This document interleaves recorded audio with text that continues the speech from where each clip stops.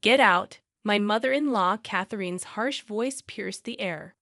When my husband was transferred abroad, she kicked me and my daughter out of the house. With no place to go, I ended up at the park, holding my 2-year-old daughter, feeling lost and unsure of what to do next. Suddenly, police officers surrounded us. "Please come with us," they said. Soaked in the rain and shivering from the cold, I followed them to the police station, where I found an unexpected person waiting for me. I'm Emma, turning 35 this year. I met my husband Bob at work, and after a year of dating, we got married. I quit my job when we tied the knot, and 2 years ago, our daughter Lily was born. Right now, we all live together with my mother-in-law Catherine. We used to rent, but after Catherine's husband passed and her niece started acting up, we decided to buy a new apartment and live together. We thought about getting a house, but with Catherine's knee issues, we figured it'd be smarter to live where it's easy to get around. Buying an apartment was cheaper and had an elevator, which was a big help. Catherine liked the idea too, so we put money down and got a 35-year loan. Bob's job doesn't move us around much since we bought the place, but he still travels for work about once a week. With a 2-year-old, his trips stress me out. At first, Catherine pitched in with childcare, but now she's not much help. She leaves dishes dirty and utensils unwashed, which piles up extra work for me. When I ask her to help, she promises to do better but doesn't follow through. Oddly enough, she cleans up when Bob's around, and I just noticed that recently. At first, I didn't think much of it when Catherine occasionally rinsed the dishes, but now I see things differently. I suspect she's deliberately making things difficult for me, like when she offers to pick up things from the store, and then conveniently mentions afterward that she actually needed something. This happens a lot. I used to think Catherine's knee problems made moving hard for her, so I wanted to help out as much as possible. But now, my eagerness to assist is wearing thin. I considered talking to Bob about it, but he's already stressed from work, and I didn't want to add to his worries. Catherine's behavior started not long after we moved in together, and it's been going on for years. When I mentioned it to a friend, she said, "Sounds like she's bullying you. Why not talk to Bob? He might be able to help." But if I bring it up with Bob, Catherine, who doesn't have any other family, might end up in a care facility. So I thought maybe it's best to just tough it out. However, something happened one day that made me reconsider. That day, I had arranged to drop off Lily at my parents' house. They'd always loved having her over and often suggested I stay the night too. But I always worried about leaving Catherine alone. After a quick chat with my parents, I headed back to our apartment where Catherine was waiting. But when I got there, I realized I had forgotten the keys. At first, I panicked a bit, but then I remembered Catherine was home. I tried buzzing her through the intercom, but there was no answer. I waited outside, thinking she might have gone out, but she didn't return. As it got darker, I decided to follow another resident into the building. I was sure Catherine wouldn't be out so late, but when I buzzed our apartment again, there was still no response. I waited a while longer, but still nothing. Finally, I heard a faint sound from inside, confirming Catherine was home. I kept buzzing the intercom, but she wouldn't answer. Feeling defeated, I booked a room at a nearby motel for the night, planning to sort things out when Bob got back from his trip. I got locked out. I explained to Bob when he asked what happened. He was understandably upset, but Catherine just brushed it off, blaming her hearing and joking about getting old. Relieved to be back inside, I grabbed my keys and went to pick up Lily from my parents' house. They offered their support, saying I could always come back if things got too tough. Their comforting words brought tears to my eyes, but I quickly composed myself before heading home with Lily. For a while, things seemed okay with Catherine. Then, unexpectedly, Bob's international transfer was confirmed. A permanent move, not just a business trip. We just bought a place, and now this international assignment. What should we do? Bob asked me. I hesitated, considering the stress it might bring to Lily, but ultimately decided it was best for us to stay in the U.S. Soon after, Bob had to leave for Europe. Although he was concerned, work kept him occupied, leaving me, Lily, and Catherine to navigate life together. Living with Catherine took a turn for the worse once Bob left for Europe, just as I expected. Her attitude shifted drastically. On a stormy day, when it was unsafe to go outside, Catherine blindsided me with a shocking request. "Now that Bob's away, wouldn't it be best if you and Lily found somewhere else to live?" she said bluntly. "Excuse me? What are you saying?" I couldn't believe what I was hearing. "I'd prefer to have the place to myself. I can't relax with strangers around. So if you could leave as soon as possible, that would be great," she replied, showing no remorse. I was stunned by Catherine's nerve. Despite not being blood-related, I had always treated her like family, doing my best to make our living situation comfortable. But to her, it seemed we were just unwanted guests. As I contemplated packing up and returning to my parents' house, Catherine's next words cut deep. "Why are you still here? Just leave already," she demanded, showing no mercy. Before I knew it, Lily and I were standing outside our own home, dressed only for indoors, as Catherine slammed the door shut behind us. No matter how hard I knocked, she refused to open it. Lost and stranded, I took Lily to a nearby park for shelter from the pouring rain. Without my wallet or phone, which were inside the house, I felt utterly helpless, unsure of our next move.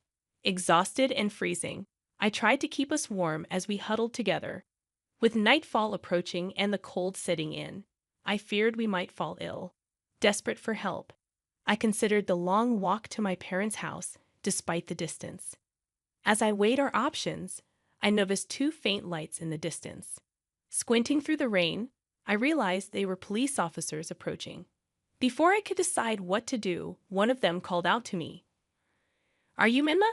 And is this little one Lily?" the officer asked, catching me off guard with his knowledge of our names. I nodded weakly, confirming our identities. "Please come with us to the station," the officer requested, and I couldn't help but wonder why they were taking us there. Lily and I obediently got into the patrol car, grateful for the large towels the officers provided to shield us from the cold and rain. As we shivered in the backseat, I couldn't shake off my curiosity. "How did you know where to find us?" I asked, hoping for some answers. "We'll explain everything once we're back at the station," they assured me. Exhausted, I soon drifted off to sleep, only to awaken later to find ourselves at the police station. Following the officers inside, I was taken aback to see Catherine and my uncle waiting for us. "Uncle, what are you doing here?" I asked in surprise. "Bob contacted me. He suspected you might be having trouble with his mom, especially since he's overseas," my uncle explained, shedding some light on the situation. "He wanted me to keep an eye on things for him," my uncle explained. Apparently, Bob had discussed this issue with him before, expressing his concern about not being able to be there himself while he was overseas. My uncle had spotted us in the rain earlier that day and had considered taking us in himself. However, he found Catherine's actions extreme, so he decided to report it to the police. That's why the officers knew where to find us and came to our rescue. Catherine had also been summoned to the police station, where she sat glaring at me, seemingly unaware of the reason for her presence. "Why do I have to be here? My knee is acting up, you know. If Bob were here, none of this would be happening," Catherine argued. Little did she know that this entire situation had unfolded because of Bob reaching out to my uncle for help. During discussions with the police, it became evident that the situation might have legal implications. As a result, I was advised to consider hiring an attorney to navigate the complexities ahead. "An attorney? That's an overreaction. I just locked the door, that's all. I didn't do anything else," Catherine protested. "Do you even realize what you've done? You threw Emma and a little child out in torrential rain. That's not something forgivable," my uncle defended us, emphasizing the severity of Catherine's actions and asserting my rightful ownership of the house. "That's impossible. Bob is the head of the household. He's the rightful owner. Now that he's not here, it should be mine," Catherine insisted, misunderstanding the ownership status. In truth, my uncle, who works in real estate, had facilitated a great deal on a condo for us, and Bob had recommended putting it under my name. Following my uncle's guidance, I decided to seek legal advice. The lawyer explained that evicting Catherine would be challenging and suggested considering placement in a care facility. I immediately called Bob to update him on the situation. He hadn't anticipated the severity of the issue and expressed his desire to return from Japan to address it properly, considering placing Catherine in a facility. Unaware of the unfolding developments, Catherine, despite being at the police station, nonchalantly snacked on crackers. Unable to return home with Catherine, I sought refuge at my parents' house until Bob's return. With a week before his arrival, I had time to reflect on our options. If Bob wouldn't support me, then divorce seemed the only option, I lamented, regretting my delay in seeking advice. A week later, Bob returned from Europe, and I moved back home from my parents' place. However, his stay was brief as he needed to go back to Europe soon.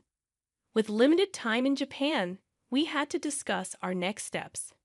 I heard some things from Emma's uncle. Is all of that true? Bob inquired as soon as we were together. Catherine adamantly denied any wrongdoing, insisting it was all lies and accusing me of plotting against her. Surprisingly, Bob seemed inclined to consider Catherine's perspective. Do you have any evidence to prove Emma's plotting something? Bob asked, seeking clarity. Evidence? Of course not. Emma, do you have any evidence?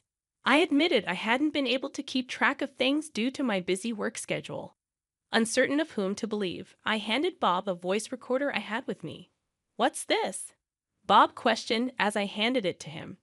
I explained that it contained recordings of Catherine's harsh words and her eviction of me from the house. As Bob listened to the recordings, he heard Catherine's disparaging remarks about me, questioning why he even married me. Catherine quickly began to defend herself upon hearing the playback. This is taken out of context.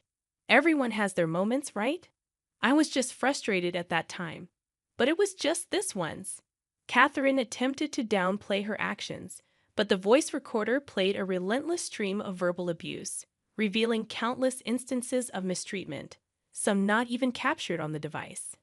Bob's hand trembled with tension and anger as he held the recorder, while Catherine appeared guilt-ridden. Mom, what is this about? Bob demanded an explanation, but Catherine remained silent. If you won't answer, then I can only assume this is all true. If so, I need to prioritize Emma and Lily's safety. You understand that, right? Bob's anger was palpable, a side of him I had never seen before. Catherine, seemingly realizing the severity of the situation, cowered in fear, unable to respond. In the ensuing discussions before Bob's return to Europe, I made it clear that I could no longer live with Catherine, especially with Lily in the picture. Bob seemed to agree, leaning towards the idea of placing Catherine in a care facility. However, Catherine vehemently opposed the suggestion, complicating matters further. Regardless, I decided to sell the house, so you can't stay here anymore. If you don't want to go to the facility, you'll need to find another place, Bob announced firmly. How dare you decide this on your own? I won't allow you to sell the house. Catherine protested vehemently, but the decision was made.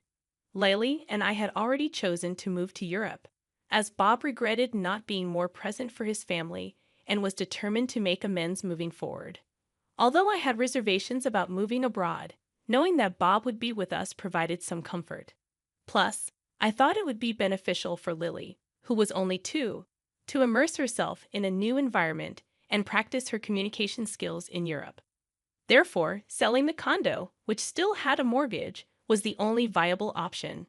Leaving it as it was would burden Catherine with the mortgage payments, which she couldn't afford on her fixed income. Considering her future prospects, it was essential for someone to be available to support her. Despite our best efforts, Catherine refused to move into a care facility voluntarily, so we had no choice but to arrange for her admission forcibly. I'm sorry, but I have to head back to Europe. Could you take care of any necessary procedures here? Bob asked before departing. With assistance from friends and family, I managed to complete the process of admitting Catherine into the facility. The staff there kept me informed about her condition, but it seemed she was struggling. While it would be understandable if she were simply feeling down, she was reportedly making things difficult for the staff and other residents. Before leaving for Europe, I visited Catherine to check on her well-being. However, she lashed out at me, accusing me of imprisoning her in the facility. She also vented her frustrations to the staff, criticizing the food, accommodations, and other residents. Despite apologizing to the staff for her behavior, they reassured me, saying they were accustomed to handling such situations. Despite the challenges and the mistreatment I had endured from Catherine during our time living together, I couldn't help but feel anxious as I embarked on my journey to Europe. Upon arriving in Paris, Bob greeted me at the airport, and we made our way to the apartment we had rented. While they say rents in Paris are steep compared to Texas, Bob's company provides a housing allowance, which allowed us to find a spacious and affordable place. Our neighbors in the building have been incredibly welcoming, despite my limited fluency in French. Just yesterday, one neighbor shared some wine and cheese with me, and in return, I offered them some homemade mac and cheese. In the meantime, I'm gradually picking up French alongside my daughter Lily, recognizing the limitations of self-study. I've also enrolled in a language school, where I've met other Americans new to France and formed some great friendships. Back in the States, my worries about Catherine often overshadowed my enjoyment of outings with friends. But here in Paris, I can savor leisurely lunches and fully embrace the city's charm. My main concern now is Lily, who is still too young for kindergarten. Typically, children here start kindergarten at 5, so I'm hopeful she'll pick up enough French by then. Thankfully, Lily seems to be adapting quickly. As Lily grows older and approaches preschool age, I'm considering re-entering the workforce. While Bob supports me staying at home, living in Paris has sparked a desire for new opportunities. Witnessing the ambition and confidence of people here has inspired me. I've even befriended a waitress at a nearby cafe who hinted at a potential job opportunity there. The cafe is popular among both Americans and locals learning English, presenting a promising avenue for me.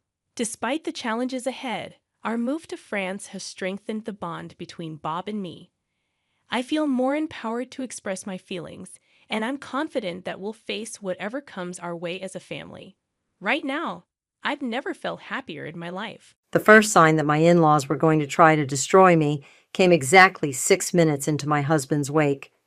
I was standing next to Ellis's closed casket, accepting condolences from guests, when my father-in-law materialized beside me clutching a manila envelope. "For you," Gareth said, his voice carrying that aristocratic chill I'd grown used to over the past 3 years. "Consider it a parting gift. My name is Annalise, and until last Tuesday I was married to Ellis Harding. Now I was a 32-year-old widow being handed eviction papers while my husband's body lay cold beside me." "Really, Father? Now?" My sister-in-law Tiffany's voice dripped with fake concern. She'd positioned herself close enough to watch the show. "Although I suppose there's no time like the present to address unfortunate matters." I took the envelope without opening it. The weight of it felt familiar. Legal papers, probably drafted on the expensive letterhead their family lawyer favored. My hands didn't shake. I wouldn't give them that satisfaction. The prenuptial agreement was quite clear, Margaret, my mother-in-law, whispered as she joined our little circle of grief. "The estate home reverts to the family trust upon Ellis's death. We're being generous with the 30-day notice." The funeral home's air conditioning hummed. Somewhere behind us, a relative was crying softly. I smoothed my black dress and thought about the last conversation I'd had with Ellis 3 days before the accident. "You know they'll come for you," he'd said, pressing a thick folder into my hands. "When the time comes, and I pray it's decades from now, don't open this until they show their true colors. Promise me." I'd promised, tucking the folder away, assuming he was being paranoid. Ellis had always been worried about his family's reaction to our marriage, the middle-class girl who'd trapped their golden boy. "The prenup," Gareth continued, clearly enjoying himself. which you signed so eagerly. Did you really think we wouldn't protect the family interests? I reached for my purse. The folder Ellis had given me was there, sealed exactly as he'd left it. Funny you should mention protecting family interests. Don't bother trying to contest anything, Tiffany snapped. Daddy's lawyers will bury you. I placed the folder on a nearby table, breaking the seal with deliberate slowness. Ellis mentioned you might say that. Ellis? Margaret's perfectly lined lips twitched. Dear, Ellis trusted us to handle things appropriately after his passing. Did he? I withdrew the first document. Because this post-nuptial agreement he had notarized last month suggests otherwise. The temperature in our little circle dropped 10 degrees. Gareth's face went from smug to stone. What post-nuptial agreement? He demanded. The one invalidating the prenup. I held up the paper, Ellis's bold signature clearly visible at the bottom, along with some interesting documents about the family trust. Would you like to see them here, or should we wait for tomorrow's meeting with Gerald? Tiffany grabbed for the paper. I pulled it back smoothly, tucking it into the folder. Touch me or these documents, I said quietly, and I'll have security escort you out of your own son's wake. Wouldn't that make an interesting story for your country club friends? You conniving little, Margaret started. Careful, Margaret. I met her eyes. We wouldn't want to make a scene. What would people think? Cruz, my younger brother-in-law, chose that moment to stumble over, reeking of expensive scotch. What's happening? Why's everyone looking so serious? Nothing, Gareth cut in sharply. We're simply paying our respects. I smiled, the way Ellis had taught me to smile at charity galas. Pleasant, practiced, perfect. Yes, we're all about respect today, aren't we? Now, if you'll excuse me, I need to greet the other mourners. We can discuss the estate tomorrow, with lawyers present. As I turned away, Margaret caught my arm. Her manicured nails dug into my skin. Whatever you think you're doing, she hissed, remember who we are. I gently removed her hand. Oh, I know exactly who you are. Ellis made sure of that. I patted the folder. And thanks to him, I finally have proof. Walking away, I could feel their stares burning into my back. The folder under my arm felt heavy with secrets, with power, with Ellis's final gift to me, the truth about his family. I touched the casket as I passed, my fingers trailing along the polished wood. Game on, my love, I whispered, just like you planned. The envelope Gareth had handed me, his attempt at eviction, was still unopened. I dropped it in a trash can on my way to greet the next group of mourners. I wouldn't be needing it. After all, I had something much better, ammunition. As you can see, the post-nuptial agreement is quite thorough. Gerald Sherman's voice wavered slightly as he spread the documents across his mahogany conference table. Mr. Harding was very specific about his wishes. 24 hours after the wake, we sat in the family lawyer's office. The Hardings had arrived expecting to formalize my eviction. Instead, they were watching their control slip away, one legal document at a time.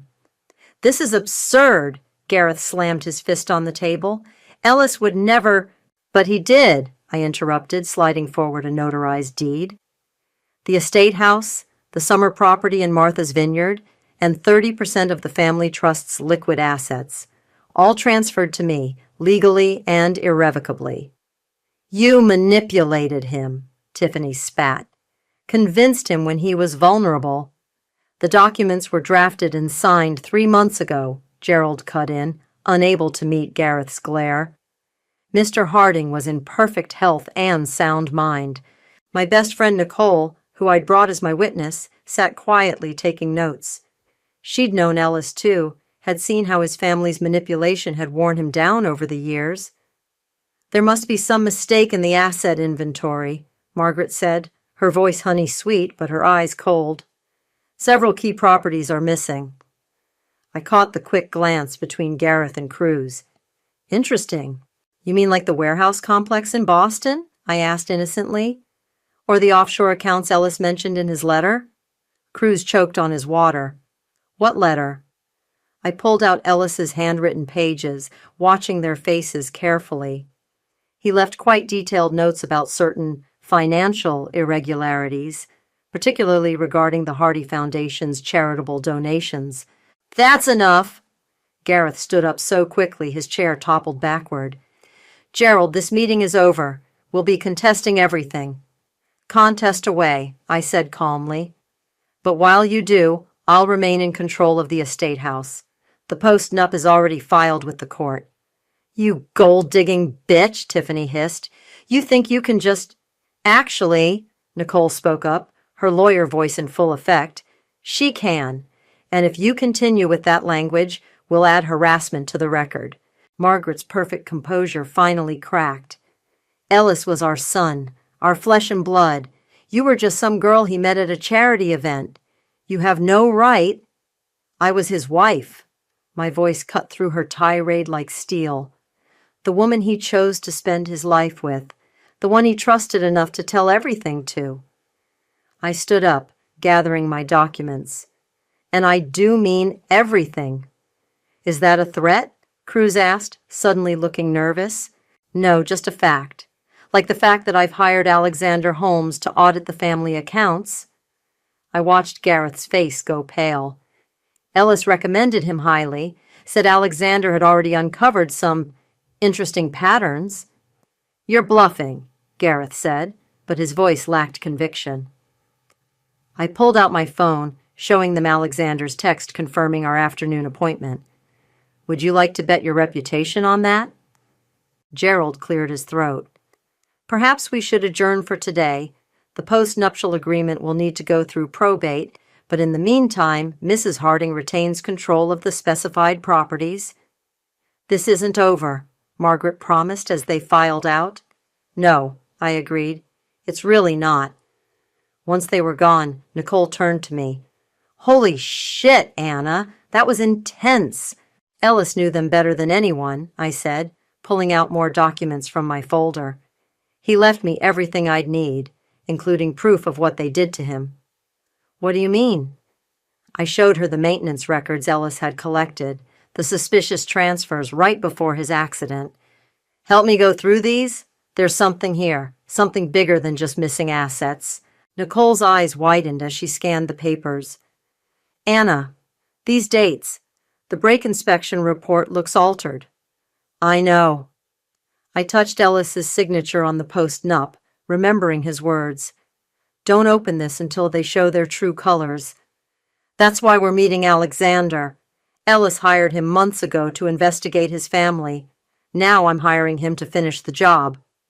They're going to fight back hard, Nicole warned. I thought about the eviction papers at the wake, about years of snide comments and barely veiled threats, about Ellis trying to break free from their control, dying in a car crash just weeks after changing his will. Let them fight, I said, staring out Gerald's window at the Boston skyline. Ellis left me the weapons I need, and unlike them, I have nothing left to lose. Nicole squeezed my hand. What's our next move? I pulled out one final document, a list of properties in Cruz's name, purchased with money that should have been in the family trust. We start pulling threads, and we don't stop until the whole thing unravels. The game was on, and I intended to play it exactly as Ellis had planned, right down to the last devastating move. 2 weeks before his death, Ellis tried to change his will.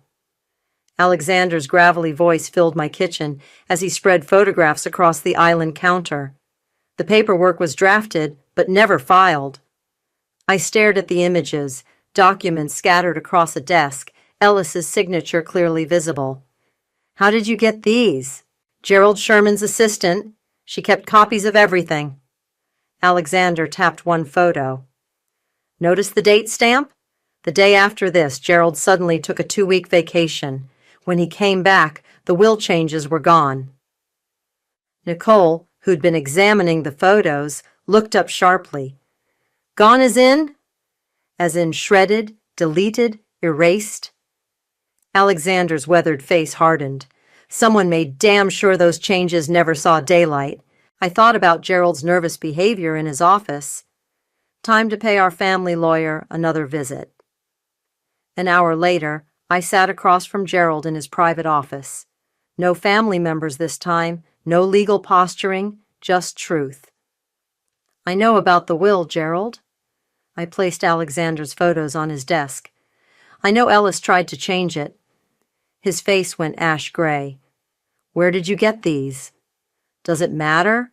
What matters is what happened to those changes, and why you took that convenient vacation. Gerald loosened his tie, eyes darting to his door. You don't understand. There were threats. From Gareth? He nodded almost imperceptibly. He said he'd ruin me, said he had proof of indiscretions, things that would cost me my license. Tell me about the changes Ellis wanted to make. Gerald's hands shook as he reached for his water glass. He wanted to restructure everything, remove Gareth's access to the trust, set up independent oversight, and... He hesitated. And what? He wanted to add provisions about foul play. If anything happened to him under suspicious circumstances, control would pass directly to you, bypassing the family entirely. The room seemed to tilt slightly. Ellis suspected something might happen to him? He was scared. Gerald's voice dropped to barely a whisper. Said his father was acting strange, making threats. Then his car. My heart stopped. What about his car? 2 days before the accident, Ellis ordered a full maintenance check, said the brakes felt soft. Gerald pulled out his phone, scrolling through old texts. He sent me this the morning he died. The message read, If anything happens to me, tell Annalise to check the garage security footage from last night. Did you check the footage? I demanded. It was gone. System malfunction, they said. Gerald's face crumpled. I should have done more, should have stood up to them. You can do something now. I leaned forward. Help me prove what they did. He stared at me for a long moment, then reached into his desk drawer. Ellis left this with me, said to give it to you if anything felt wrong about his death. He handed me a USB drive. It's footage from his private office. He had his own cameras installed. I clutched the drive, my hands trembling. What's on it? I don't know. Never looked. Gerald straightened his tie. But whatever it is, Gareth was willing to blackmail me to keep the will from changing. Think about that.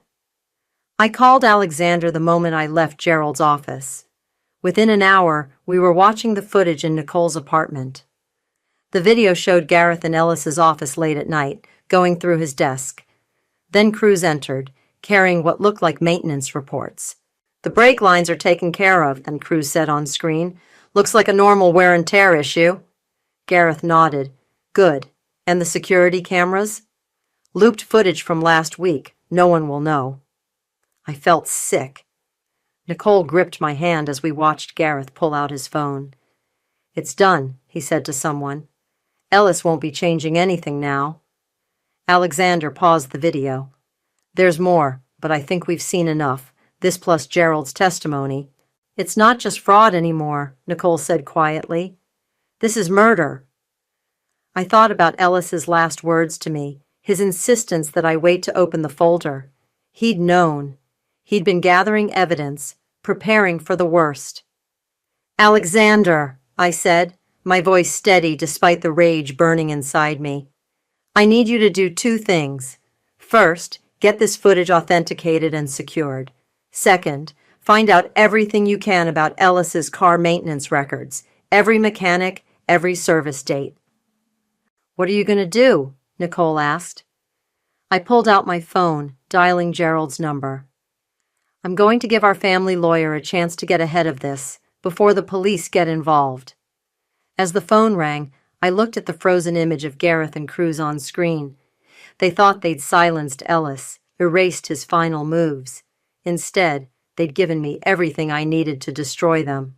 Gerald, I said when he answered, we need to talk about Ellis's accident, and this time you're going to tell me everything.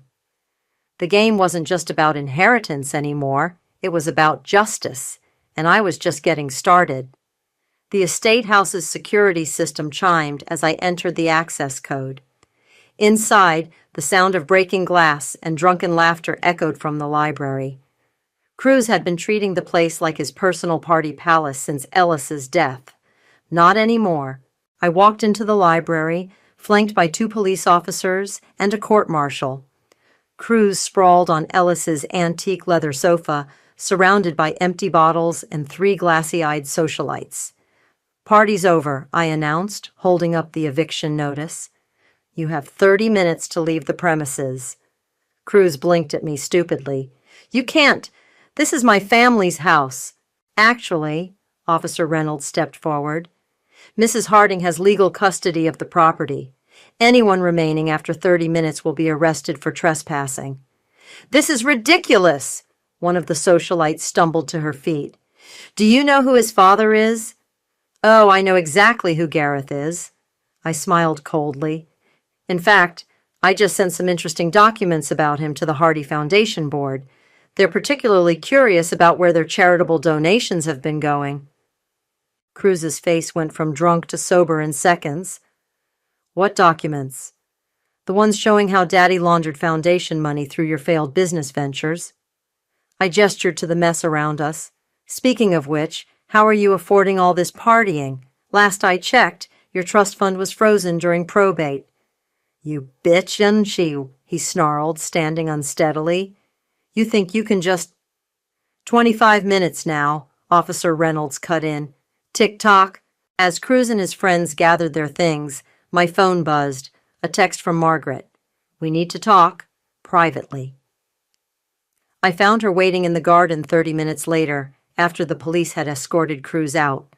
She looked older somehow, her perfect makeup unable to hide her exhaustion. "Name your price," she said without preamble. "Excuse me?" "To stop this vendetta, to leave our family alone." She pulled out her checkbook. "Whatever Ellis promised you, I'll double it." I laughed. "You still think this is about money?" "What else could it be? You're not exactly from our world, dear." I pulled out my phone and played one of Ellis's voice messages. "Dad's using Cruz to launder money. Millions missing from the foundation. If anything happens to me, the proof is in the offshore account records." Margaret's face went pale. "Turn that off." "Why? Afraid of what else Ellis recorded?" I stepped closer. "Like the conversation where Gareth threatened to handle him if he changed the will?" "You don't understand our family," she whispered. "The legacy we have to protect."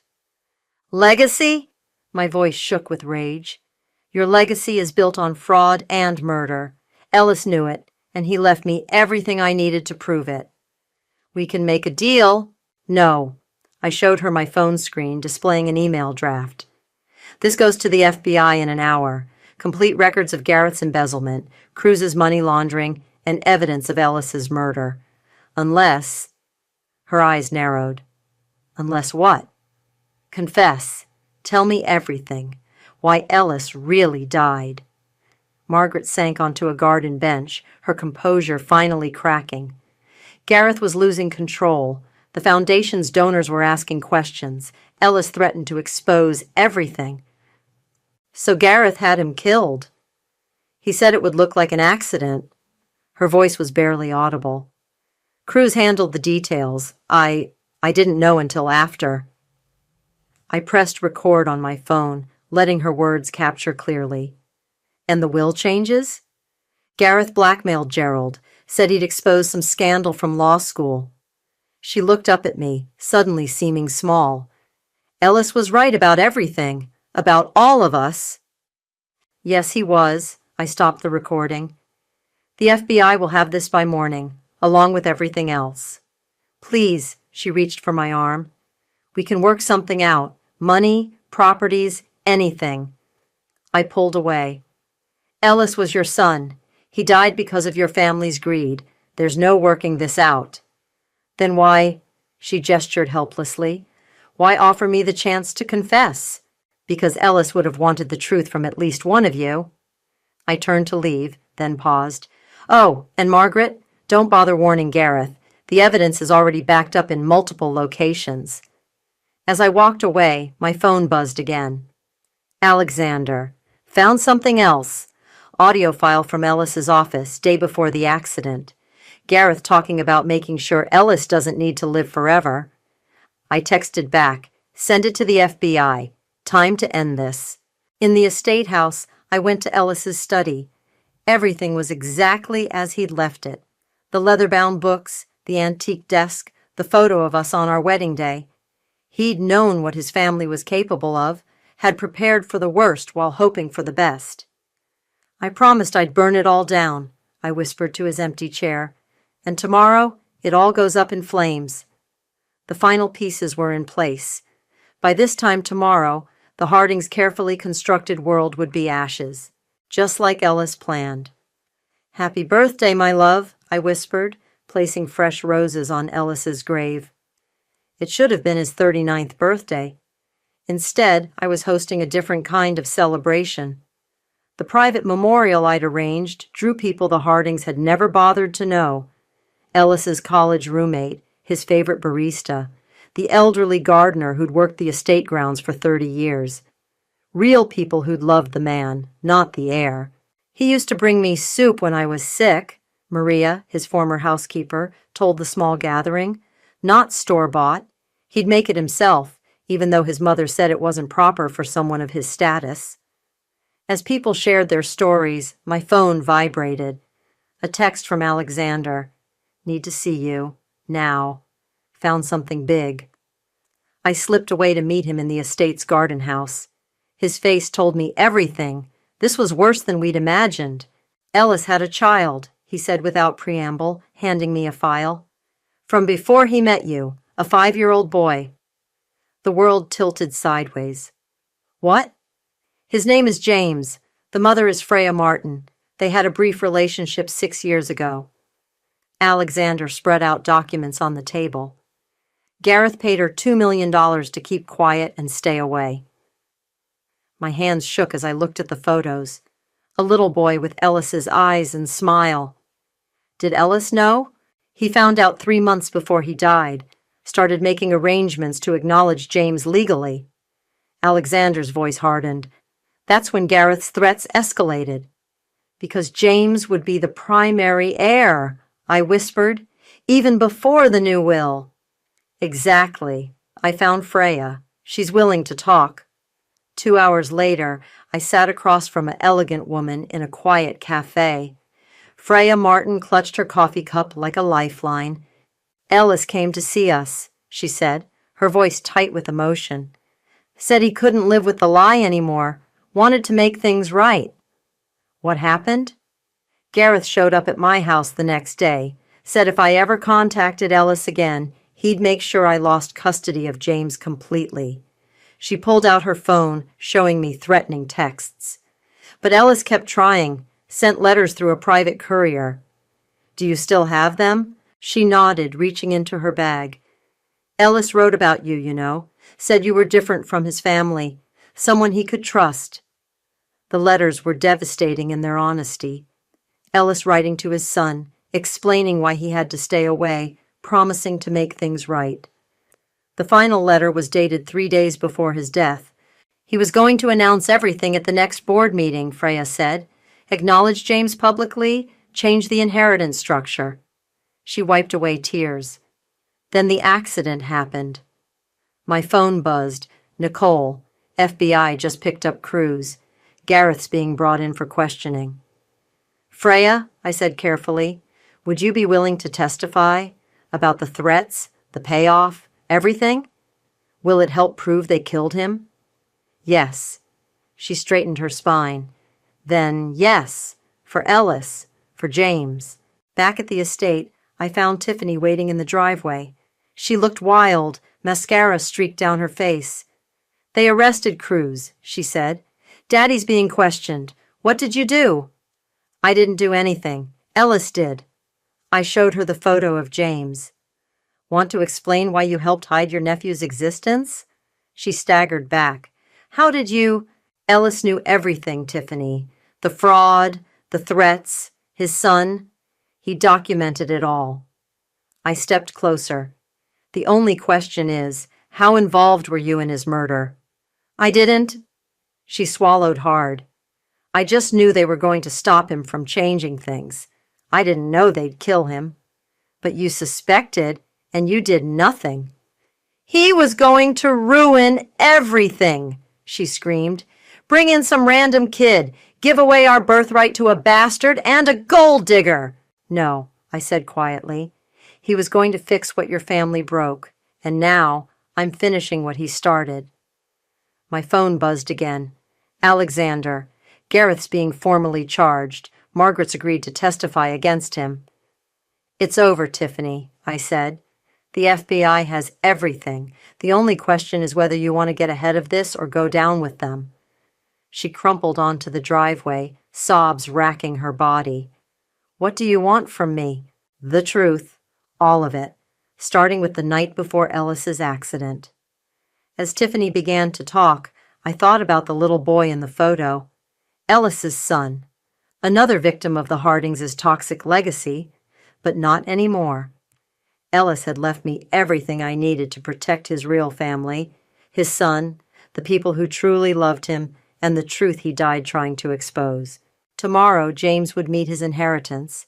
Not just the money or the properties, but the story of a father who loved him enough to risk everything. And that was worth more than all the Harding fortune combined. Death, greed, and heirs, the Harding family, scandal, screamed the headline of the Boston Globe. I set the newspaper aside as Gerald Sherman entered the conference room, looking like he hadn't slept in days. The DA wants me to testify, he said, collapsing into a chair. They're offering immunity. Nicole, who'd been reviewing depositions, looked up sharply. Take it, before someone else does. Margaret already has, I added, sliding today's immunity agreement across the table. She's turning state's evidence against Gareth. Gerald's hands trembled as he reached for the document. If I do this, I'll never practice law again. If you don't, you'll practice in prison. The door burst open. Alexander rushed in, laptop in hand. You need to see this, now. He played a video. Gareth in his office, face red with rage, shouting at Ellis. The timestamp showed 3 days before the accident. You ungrateful little bastard, Gareth's voice crackled through the speakers. You think you can just throw away everything I built? For what? Some bastard child and your gold-digging wife? Ellis's response was calm, steady. They're my family, my real family, and I won't let you threaten them anymore. You don't need to live forever, son. Gareth's voice turned ice cold. Remember that. The video ended. Gerald had gone pale. Where did you get this? He whispered. Ellis had cameras everywhere, Alexander said. Hidden ones. He was building a case. My phone buzzed. A text from Freya. James keeps asking about his daddy's picture. When can we meet? Gerald, I said. The DA's offer expires in an hour. What's it going to be? He picked up a pen with shaking fingers. Ellis tried to tell me about the threats, the missing money. I should have listened. As he signed, Nicole's phone rang. She answered, listened, then smiled grimly. They just arrested Tiffany. She cracked during questioning, confirmed everything about the brake lines. One more thing, Alexander said, pulling out a thick envelope. Found these in Ellis's private safe. Letters he wrote to James, documenting everything, including his attempts to change the will. I thought of the little boy with Ellis's eyes. Make copies. Send them to the DA. The next few hours were a blur of legal documents and police statements. By evening, the news was everywhere. Gareth arrested for conspiracy to commit murder. Cruz charged with tampering with evidence. Tiffany facing accessory charges. Then Margaret called. You've destroyed us, she said, her voice hollow. No, you did that yourselves. I just exposed it. They're calling us murderers, criminals. Aren't you? A long pause. Ellis was my son, and you helped kill him. My voice was ice. For money, for control, for your precious legacy. What happens now? Now? James gets everything Ellis wanted him to have. The truth comes out, and you... I looked at the immunity agreement on the table. You testify, every detail. Or I release the recording of you discussing the break, tampering with Cruz. She gasped. How did you? Ellis recorded everything, Margaret. He knew what you were capable of. After she hung up, Nicole touched my arm. You okay? No. I stared out the window at the setting sun. But I will be. The door opened again. Alexander entered with a young woman, one of Gerald's former assistants. Tell her what you told me, Alexander said. The assistant stepped forward. The day before the accident, Mr. Harding, Ellis, came to the office. He left this with me. She held out a sealed envelope. Said to give it to his wife if anything happened to him. My hands shook as I opened it. Inside was a single page in Ellis's handwriting. My dearest Annalise, if you're reading this, they did what I feared they would. But I've given you everything you need to protect yourself and James. The truth is your weapon. Use it. I'm sorry I couldn't finish this fight. Sorry I left you to face them alone. But I'm not sorry I married you. Not sorry I trusted you with everything, including the future I wanted for my son. Make them pay, make them face what they've done, then build something better from the ashes. All my love, Ellis. I folded the letter carefully, tucking it away. Alexander, set up a meeting with Freya and James. It's time they came home. The press will be all over this, Nicole warned. Good. I picked up the immunity agreement Gerald had signed. Let everyone see exactly who the Hardings really are. My phone buzzed one final time. A message from Gareth's number. You'll regret this. I smiled, thinking of Ellis's letter, of James's photo, of justice finally being served. No, I whispered. I really won't. The courthouse buzzed with tension as I took the stand. Gareth sat at the defense table, still wearing his custom suits, still projecting authority. But his eyes told a different story. He knew what was coming. Mrs. Harding, the prosecutor began, please tell the court about the last conversation you had with your husband. Ellis gave me a folder, I said clearly, told me not to open it until his family showed their true colors. And what did that folder contain? Evidence. Financial records showing embezzlement from the Hardy Foundation, recordings of threats made against him, documentation about his son, James, whom Gareth had paid to keep hidden. Gareth's attorney stood. Objection! Speculation about... Overruled, the judge cut in. Continue. I detailed everything. The altered brake records, the missing security footage, Gerald's confession about the will. With each word, Gareth's face grew darker. And this recording, the prosecutor held up a flash drive, was made in Ellis's office 3 days before his death? Yes. Ellis had installed his own hidden cameras after the threats began. They played the video. Gareth's voice filled the courtroom. You don't need to live forever, son. Margaret was next on the stand, her designer outfit replaced by something plainly expensive but subdued.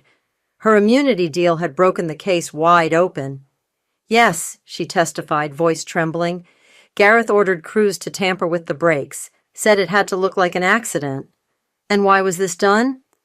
Ellis was going to expose everything at the board meeting. The missing millions, his son James, all of it. She wouldn't look at Gareth. We couldn't let that happen. We? The prosecutor pressed. Gareth said it was for the family, for our legacy. Margaret's composure cracked. I let them kill my son for money. During a recess, Nicole found me in the hallway. Tiffany's attorney called. She's ready to allocute. Full confession. And Cruz? Singing like a bird, threw Gareth under every bus he could find. Back in court, Freya testified about the payoff, the threats, Ellis's attempts to reconnect with James. She read from Ellis's letters, his words painting a picture of a father desperate to right his wrongs. The last time I saw him, Freya said, clutching one of the letters, he promised to make everything right. 3 days later, he was dead. The evidence was overwhelming. Financial records showed millions siphoned through shell companies. Security footage revealed Cruz tampering with Ellis's car. Phone records documented the conspiracy. When the verdict came, It was unanimous, guilty on all counts. Before sentencing, the judge said, does the defendant wish to make a statement? Gareth stood slowly. For a moment, he looked every bit his age. Everything I did was to protect what we built. Ellis was going to destroy... He was going to fix it, I interrupted, standing. Tell the truth. Protect his son. That's what really scared you, wasn't it? Not the money, but the truth. He'd be ashamed of you, Gareth spat, destroying his family's name like this. I smiled, remembering Ellis's letter. No, he told me to burn it all down, and that's exactly what I did. The judge's gavel cracked like thunder. Gareth Harding, for the conspiracy to commit murder of your own son, for financial fraud, and for the subsequent cover-up, I sentence you to life imprisonment without possibility of parole. As they led him away, I caught Margaret's eye. She looked broken, empty. Cruz sat slumped in handcuffs, while Tiffany sobbed quietly in the gallery. Outside the courthouse, reporters swarmed. But through the chaos, I saw them, Freya and James, waiting by Alexander's car.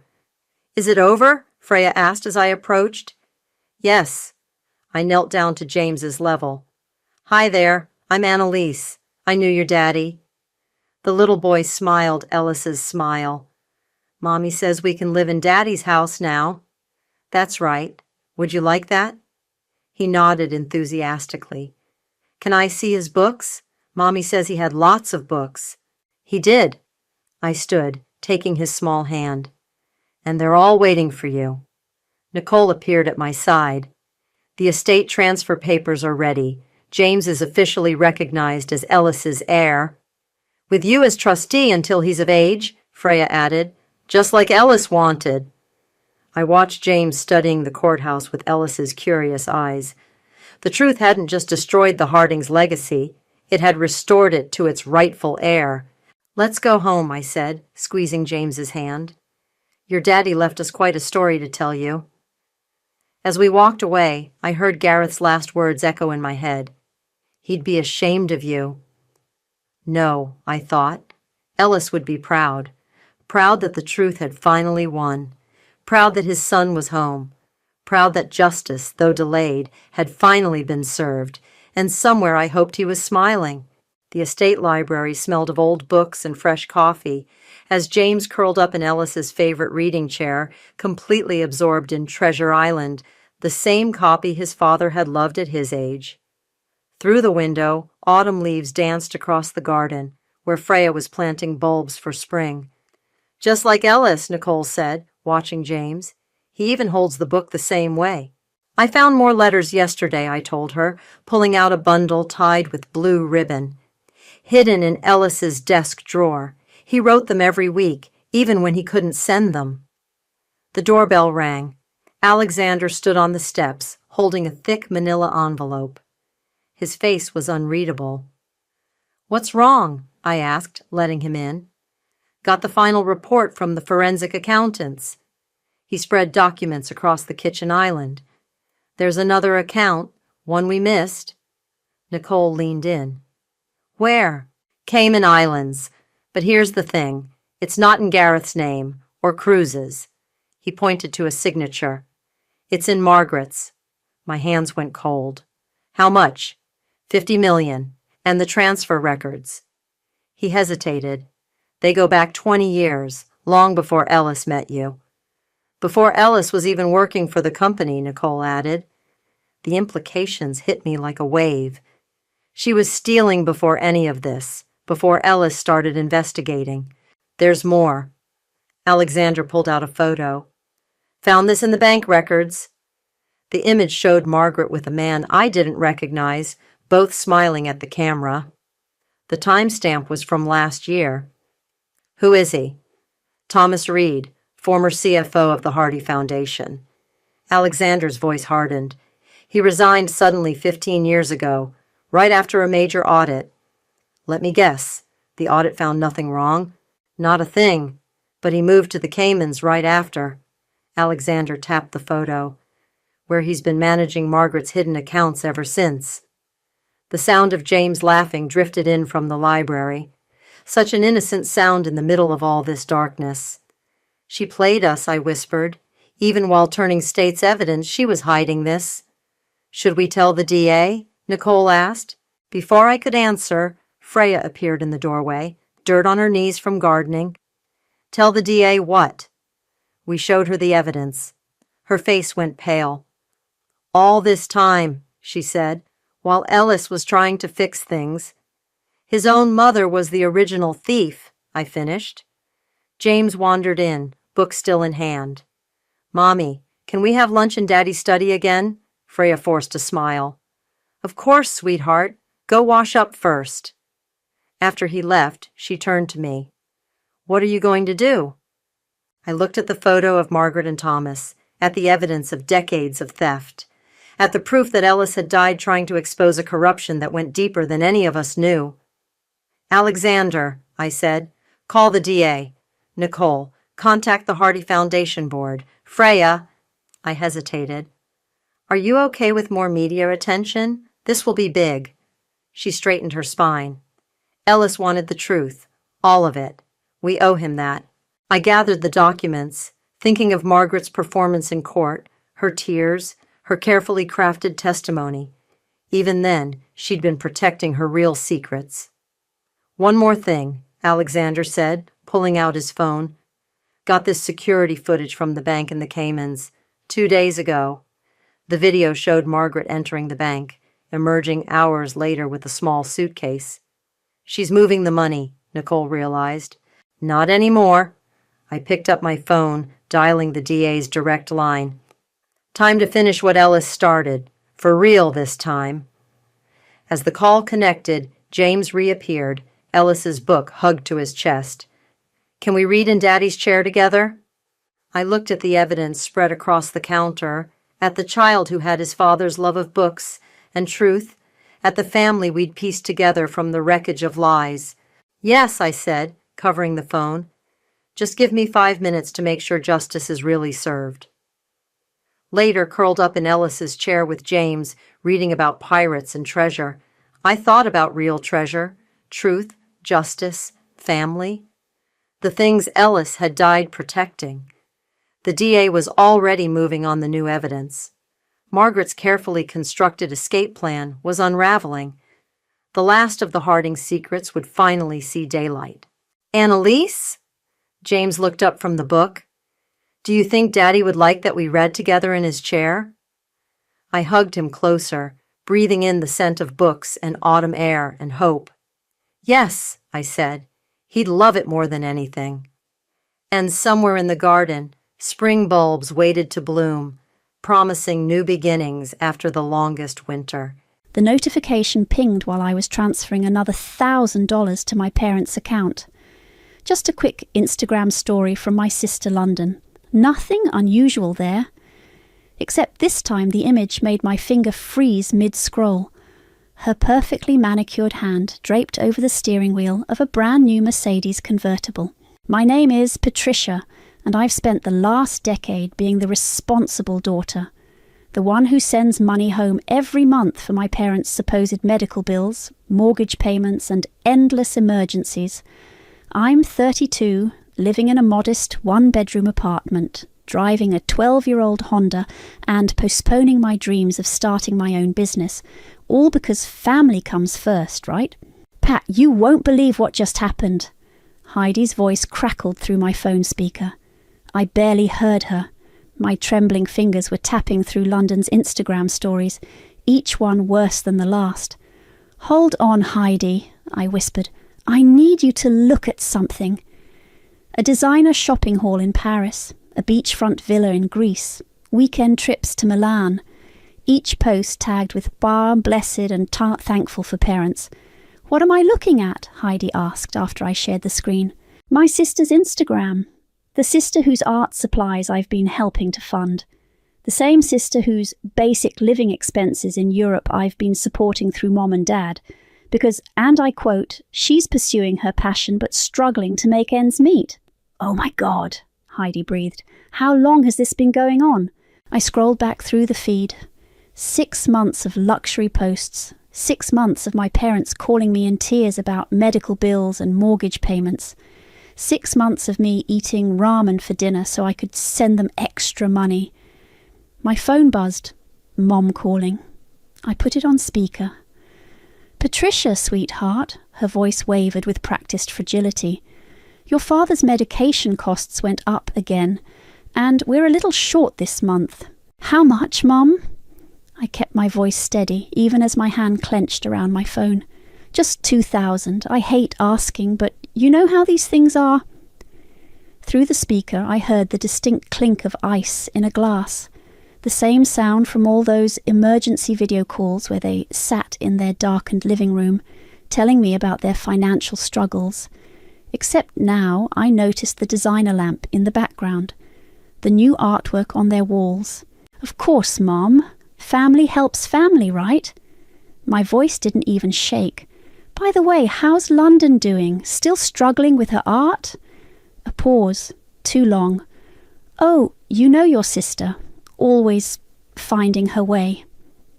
I opened London's latest post, time-stamped 2 hours ago. "Off to Florence for a private showing. Mom and Dad are the best sponsors an artist could ask for." "Actually, Mom, it looks like she's doing great. The Mercedes suits her." The sharp intake of breath on the other end was all I needed to hear. "Patricia, we can explain." "No need." I cut her off, my voice arctic. "The Instagram posts explain plenty. I'll send the money. Wouldn't want London to miss her art showing." I hung up before she could respond. My hands were shaking as I opened my banking app. 7 years of transfers, hundreds of thousands of dollars. All those nights I worked overtime, all those vacations I never took, all those dreams I put on hold.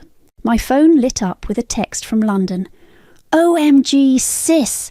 Mum said you're helping with my Florence trip. You're the best. Love you." I stared at the message until the words blurred. Then I opened Excel and created a new spreadsheet. At the top I typed, "The price of being the good daughter." "Heidi?" I picked up my phone again. "Remember that lawyer friend of yours you mentioned? The one who specializes in family fraud cases? I need his number." "I'll do better than that," Heidi replied. "I'll set up a meeting for tomorrow. Pat, what are you going to do?" I looked at my sister's smiling face in her latest post, at my parents' number still lighting up my phone, at my sad little apartment that I'd kept because every spare dollar went to them. "I'm going to show them exactly what happens when you mistake kindness for weakness." The next notification was another text from London. "Shopping for the perfect outfit for Florence. Think Mom and Dad will help me get the Gucci dress?" I smiled as I typed my response. "Don't worry, sis. You'll get exactly what you deserve." My phone rang at exactly 7:30 p.m, right on schedule for my parents' weekly guilt trip. I let it ring twice, using those seconds to steady my breathing, before answering. "Patricia!" Mom's voice dripped with excitement. "We have the most wonderful news." I pressed my phone against my ear, curled up in my worn office chair, and waited. The same chair I'd been sitting in for countless late-night freelance projects, earning extra money for their emergencies. London got accepted into the Florence Art Institute. It's one of the most prestigious programs in Europe. Dad jumped in, his voice carrying that familiar nervous energy. The opportunity of a lifetime, really. They only accept 30 students worldwide. "That's amazing," I said, keeping my voice neutral. "Must be expensive." A pause. I could practically hear them exchanging glances through the phone. "Well, yes," Mom began carefully. "About that, we're in a bit of a situation. Aren't we always?" The words slipped out before I could stop them. "Patricia," Dad's voice took on that wounded tone I'd heard so many times before. "You know we wouldn't ask if it wasn't important. This could change your sister's entire future." I opened my laptop, pulling up the spreadsheet I'd been working on all week. "How much?" 18,000, Mom said quickly, like ripping off a Band-Aid. "For the first semester." I typed the number into my spreadsheet, right below the total I'd already sent them, 286,743 over 7 years. That's a lot, I said. We know it's asking a lot, sweetheart, Mum's voice softened. But London's work is finally being recognised. Did you see the pieces she posted on Instagram? The gallery owner in Rome said, "The one from her show at the Villa Borghese," I interrupted, "in her new Gucci dress." Another pause, longer this time. "Oh, you saw that?" Mum's voice wavered slightly. "That was a special occasion. London needed to make the right impression." "Right," I said, scrolling through my bank statements. "Just like the Mercedes was for networking and the Greek villa was for artistic inspiration." "Patricia," Dad cut in sharply, "what exactly are you implying?" "Nothing." I kept my voice light, just trying to understand how my struggling artist sister can afford luxury cars and designer clothes while you need my help with basic medical bills. "It's complicated," Mom began, but I wasn't finished. "Actually, I have some questions about those medical bills. I requested copies from your insurance company." "You did what?" Dad's voice rose. "Since I've been paying them, I thought I should have records. Funny thing, they show most of your expenses were covered. In fact, they show you haven't had any major medical expenses in the past 5 years." The silence on the other end was deafening. "Patricia," Mum's voice had lost its warmth, "this isn't like you questioning family like this." "You're right," I agreed. The old Patricia wouldn't question anything. She'd transfer the money right now, no matter what it cost her. "But I've been doing some math, Mom. Would you like to know what I found?" "We don't have to discuss this now. The money I've sent you over the years, it's enough for a house down payment. It's enough to start the business I've dreamed of.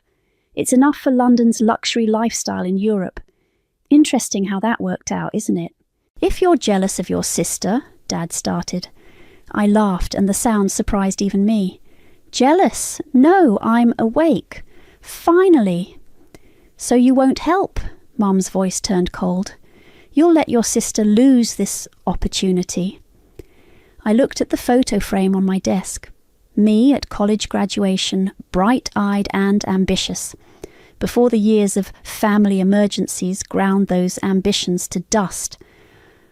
"I'll think about it," I said carefully. "Send me the program details. I'll let you know by tomorrow." I hung up before they could respond. My hands were shaking as I opened a new email and began typing. To titus.stanleylawfirm.com. Subject: financial fraud consultation attachment. Barnes Honjar family transactions.xlsx. Dear Mr. Stanley, Heidi Griffin gave me your contact information. I need legal advice regarding systematic financial exploitation by family members. I've attached 7 years of documented transfers and evidence of misrepresentation. I'm ready to take action. Regards, Patricia. My phone buzzed with a text from London. Mum said you're being weird about the Florence thing. Don't be such a buzzkill, sis. I added the text screenshot to my evidence folder and named it Exhibit A, The Last Straw. They played me, didn't they? I pushed my untouched coffee across Heidi's kitchen table, spreading bank statements between us like tarot cards, telling a future I didn't want to see. Played you? Heidi snorted, sorting through the papers. Honey, they straight up scammed you. Look at this, $3,000 for emergency dental work in March. Same week your mum posted about their Napa Valley wine tour.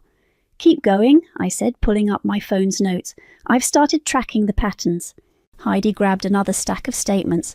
$5,000 for property taxes in June, while London was posting yacht pictures in Monaco. $4,000 for car repairs in August, right when she got that Mercedes. My phone buzzed. Another text from Mom. Patricia, please call us. We need to discuss London's tuition payment timeline. Block them, Heidi said firmly, reaching for her laptop. At least until we finish this audit. Now, let me show you something interesting. She pulled up London's Instagram profile on her computer. I work in digital marketing, remember? There's a tool we use to analyse influencer accounts. Watch this. A dashboard appeared showing London's posting patterns, engagement rates and tagged locations. See these sponsored posts? Heidi pointed to several luxury hotel tags. Your sister's been getting paid for promotional content. These deals typically range from 5 to 10,000 per post. I felt the blood drain from my face. So while they were begging me for money, she was making it, a lot of it. Heidi's fingers flew across the keyboard. Based on these metrics, I'd estimate she's pulled in at least 100 grand from social media alone this year. The doorbell rang, making us both jump. Heidi checked her security camera feed. Right on time, she smiled. That's Titus. The man who walked in carried a leather briefcase and radiated controlled anger. He took one look at the papers spread across the table and set his jaw. Heidi filled me in, he said, pulling up a chair. But seeing these numbers, this is worse than I thought. Can anything be done? I asked. Titus pulled out a legal pad. Oh, we're going to do plenty. First, tell me everything. Start with the first time they asked for money. For the next hour, I walked them through 7 years of manipulation. Every tearful phone call, every guilt trip, every promise of repayment that never came. Here's what we're dealing with, Titus said finally, tapping his notes. Financial exploitation, fraudulent misrepresentation, and possible identity theft if they used your information for any loans. Plus, there's a paper trail showing systematic transfer of your funds to support your sister's lifestyle under false pretenses.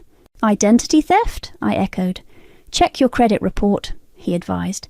People who do this often escalate to opening accounts in family members' names.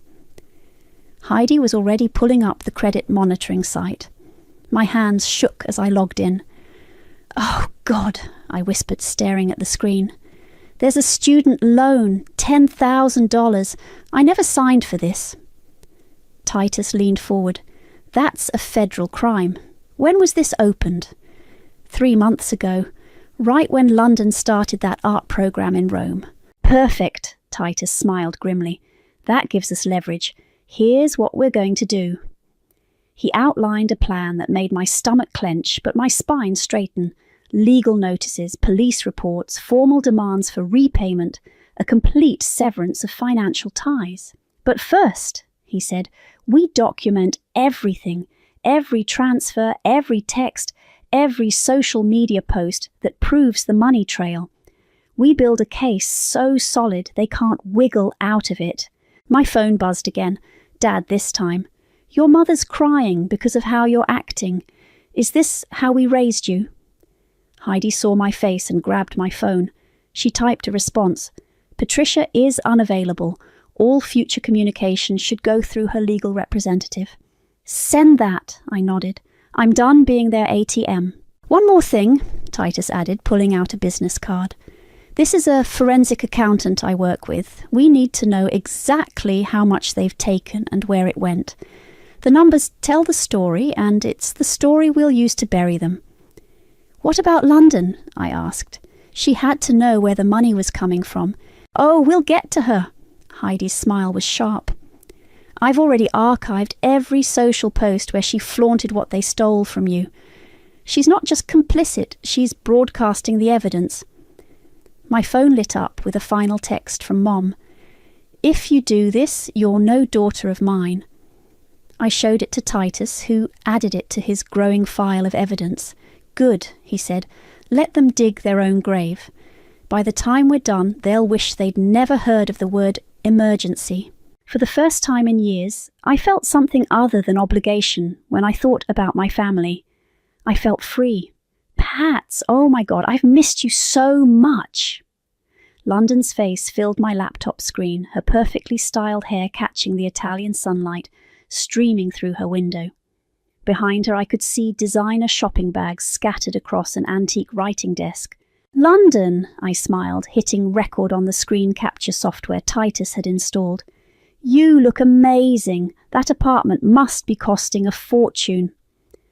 Oh, you know, she waved dismissively, adjusting her Cartier bracelet, the one I'd seen her unbox in an Instagram story the day after I'd sent Mum $3,000 for Dad's heart medication.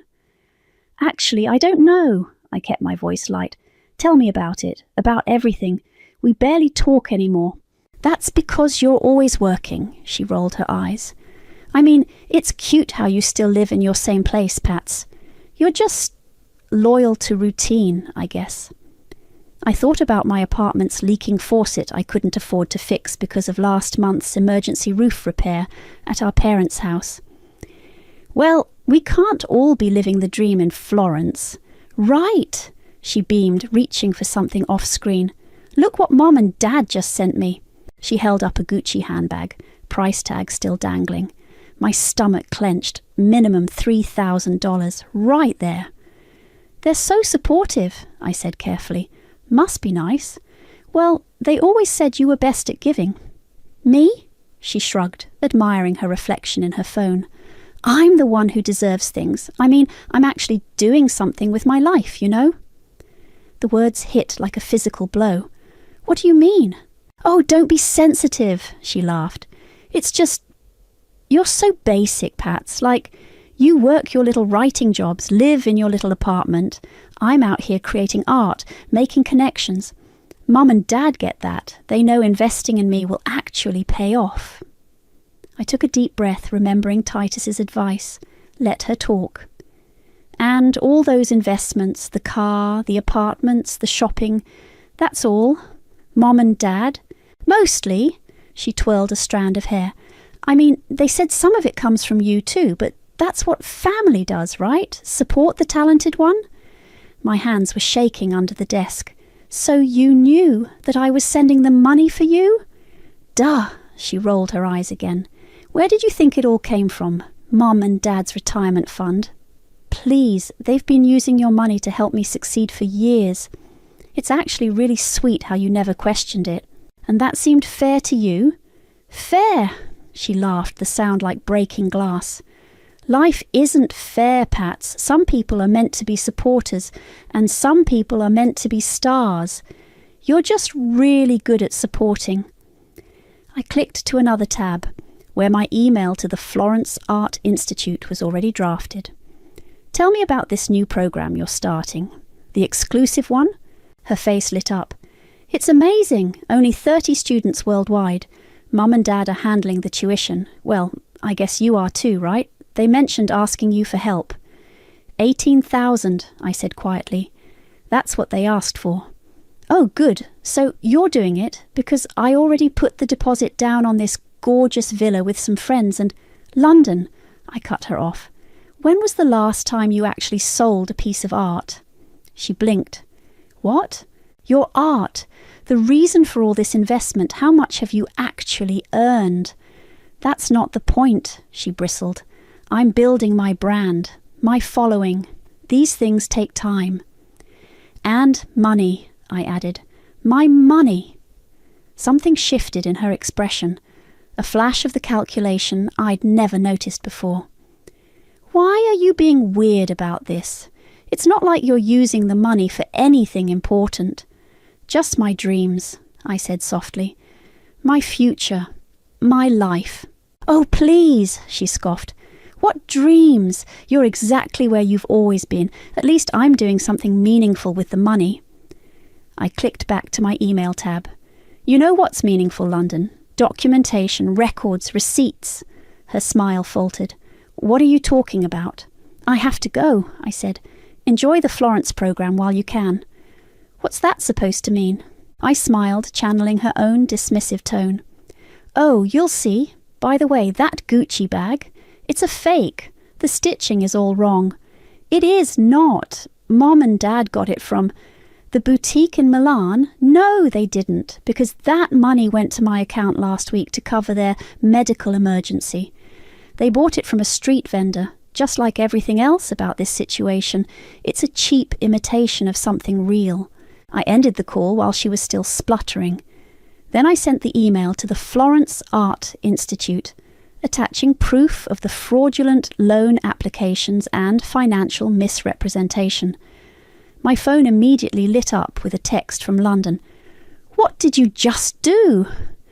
I blocked her number and opened my laptop to start drafting the legal complaints Titus had prepared. Time to show my sister what basic really looks like. Are you sure about this? Heidi asked, watching me sign the last page of Titus's carefully prepared documents. Watch, I said, pulling up my banking app. I transferred exactly $1 to my parents' account with a memo that made Titus smile. Final payment for services rendered. See attached legal notice. The certified letter sat on my desk, thick with documentation. 7 years of bank statements, screenshots, text messages, and a detailed itemization of every dollar they'd taken under false pretenses. Total amount, $286,843. Send it, I nodded to Titus. He picked up the letter, heavy with the weight of broken trust. Once this goes out, there's no going back. They'll receive it tomorrow morning. Perfect timing, Heidi said, checking her phone. London's latest Instagram story shows her shopping for first day of art school outfits. She has no idea what's coming. My phone buzzed, Mom calling again. I declined it and opened my email instead. The response from the Florence Art Institute was already there. Dear Miss Patricia, thank you for bringing these financial irregularities to our attention. We take fraud very seriously. We will be conducting a full review of the application and funding sources. They're going to find the fraudulent loan, Titus said. The one they took out in your name. That alone is enough to get her expelled. I nodded, then clicked send on 3 more emails we'd prepared. To my parents' country club, documenting their financial fraud. To their mortgage company, reporting suspected loan fraud. To the police, formally reporting identity theft. Now we wait, Titus said, gathering his papers. They'll receive the legal notice tomorrow at 9 a.m. Expect chaos by 9:01. Right on cue, my phone lit up with a text from London. Mom's crying because you won't answer her calls. Why are you being such a bitch? I showed it to Heidi, who'd been documenting everything. She added it to our evidence file, then helped me draft a response. All communication must go through my attorney. His contact information will be delivered tomorrow morning. Please direct your concerns to him. Ice cold, Heidi grinned. I love it. The next morning I sat at my desk with a cup of coffee, watching the clock tick toward 9 a.m. Heidi had stayed over, and Titus was on standby. 9:01 a.m., 3 missed calls from Mom. 9:02 a.m., 2 from Dad. 9:03 a.m., a string of texts from London. You can't do this to us. We're family. Do you know what this will do to my future? 9:15 a.m., an email from Mom. Subject line, how could you? Patricia, how dare you send this disgusting legal threat after everything we've done for you? We raised you, supported you, loved you, and this is how you repay us. By trying to destroy your sister's dreams. Your father is beside himself. If you don't withdraw this ridiculous letter immediately, you'll regret it.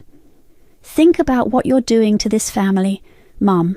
I forwarded it to Titus, who responded immediately. Perfect. Their threatening response strengthens our case. Don't reply. 9:30 a.m. A notification from Instagram. London had posted a story. When toxic family members try to ruin your life because they're jealous of your success. I screenshot it and sent it to Titus. 10:12 a.m. The doorbell rang. Dad was there. Don't open it, Heidi warned, checking the security camera. Let me handle this. She opened the door just enough for the chain to catch. Mr. Barnes, Patricia is not available. Any communication needs to go through her attorney. This is ridiculous, he shouted. She's destroying our family over a few loans. A few loans? Heidi's voice was steel. Try nearly $300,000 in fraudulent transfers, identity theft, and documented deception. Leave now, or we'll add harassment to the charges. He left, but not before shouting, You've always been jealous of your sister. You're nothing but a bitter, jealous failure. I sat at my desk, hands steady, as I typed one final email. To florence.artinstituteedu.iti subject, Additional documentation attachment, identity pashcha theft police report.pdf. To whom it may concern, following my previous email, I'm attaching the police report regarding the fraudulent loan taken out in my name to fund London Barnes's tuition. I'm also copying the relevant authorities who are investigating this case. Regards, Patricia. My phone buzzed one last time, a text from Mom. How could you do this to your family? I smiled, remembering London's words. Some people are meant to be supporters and some people are meant to be stars. No, Mom, I whispered, blocking her number. How could you do this to me?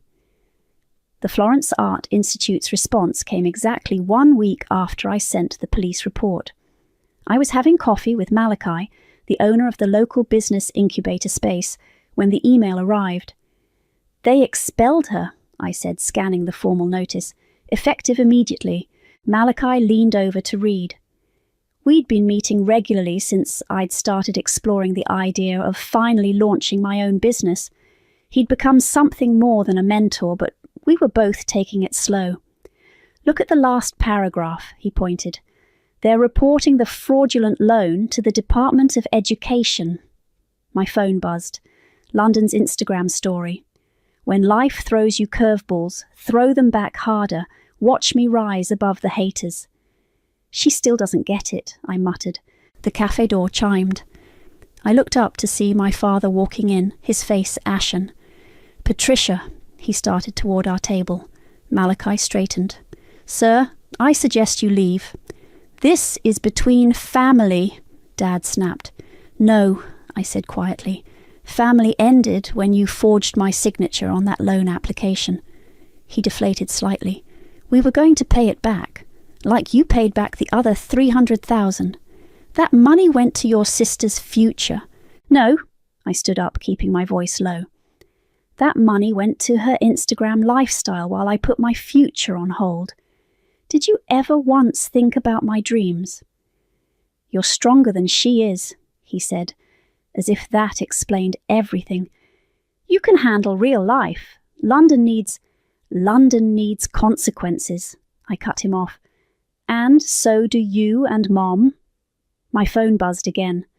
A notification from my credit monitoring service. Someone had tried to open a new credit card in my name.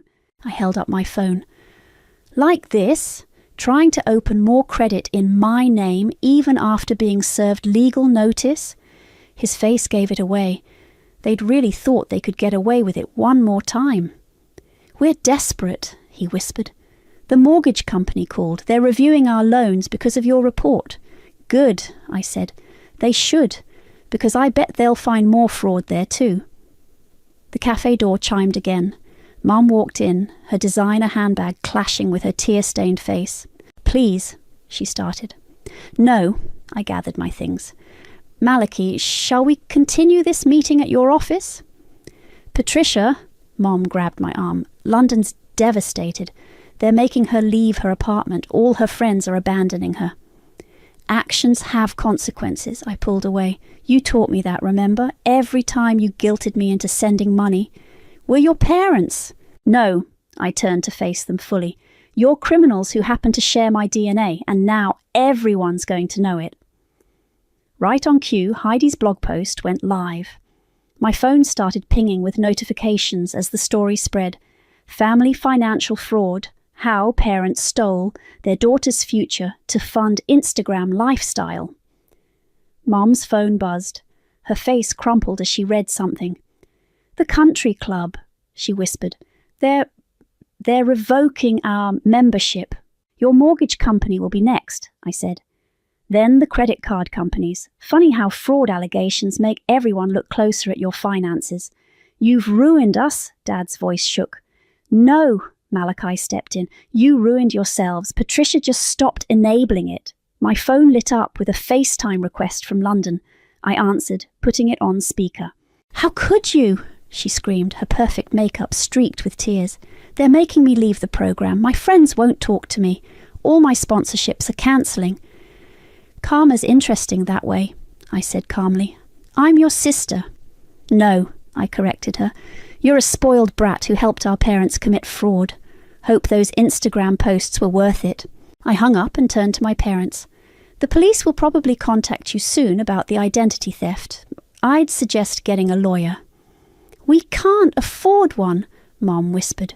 Should have thought about that before spending all my money. I picked up my laptop bag. Malachi, let's go discuss my business plan somewhere quieter. As we walked out, I heard Mom collapse into tears and Dad making another desperate phone call. Their carefully constructed house of cards was falling, and they had no one left to prop it up. My phone buzzed one last time, a text from London. I'm going to tell everyone what a horrible person you are. I showed it to Malachi, who shook his head. She still thinks this is about social media drama, he said. No, I replied, blocking her number for good.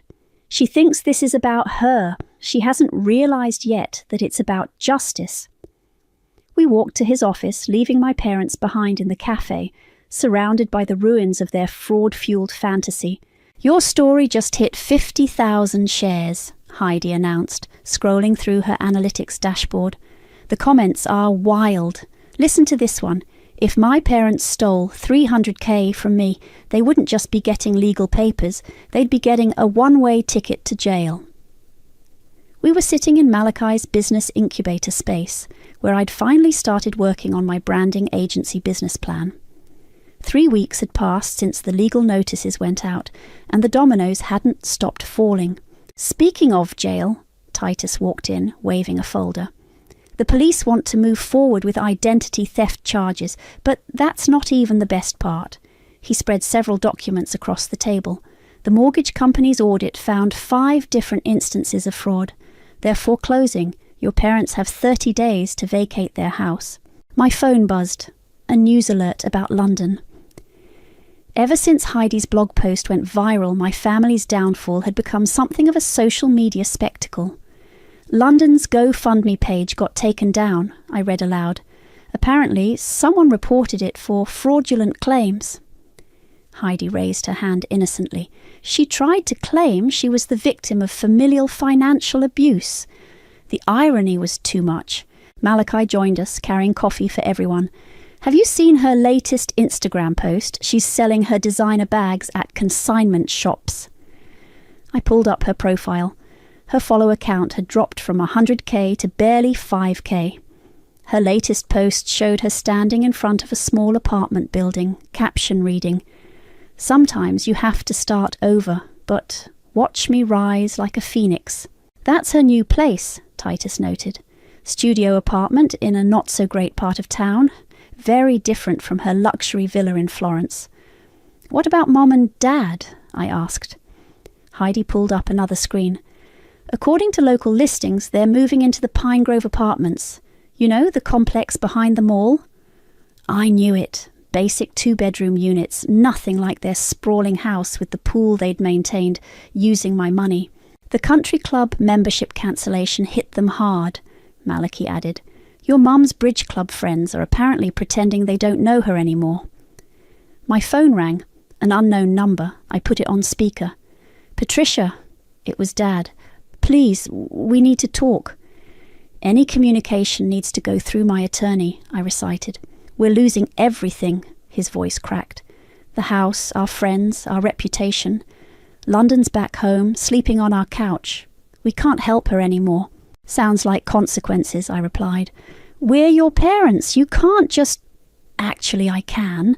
And I did. How's that loan fraud investigation going? He hung up. Titus smiled grimly. They'll be lucky to avoid jail time. The identity theft charges alone. Look at this. Heidi turned her laptop around. A local news website was running the story. Social media influencer families fall from grace. A tale of fraud and betrayal.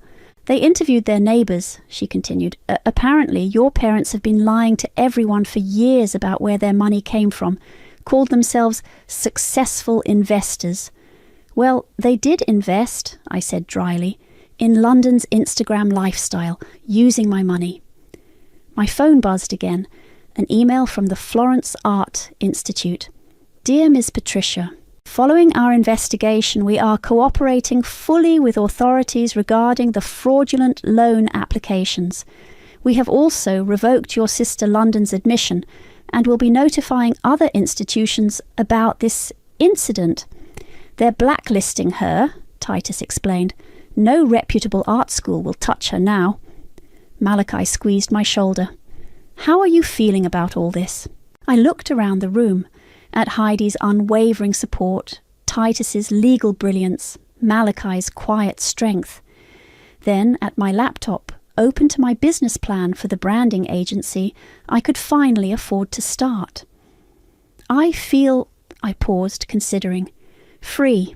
A final notification popped up. London had tagged me in a post, a throwback photo of us as kids with a long dramatic caption about betrayal and forgiveness.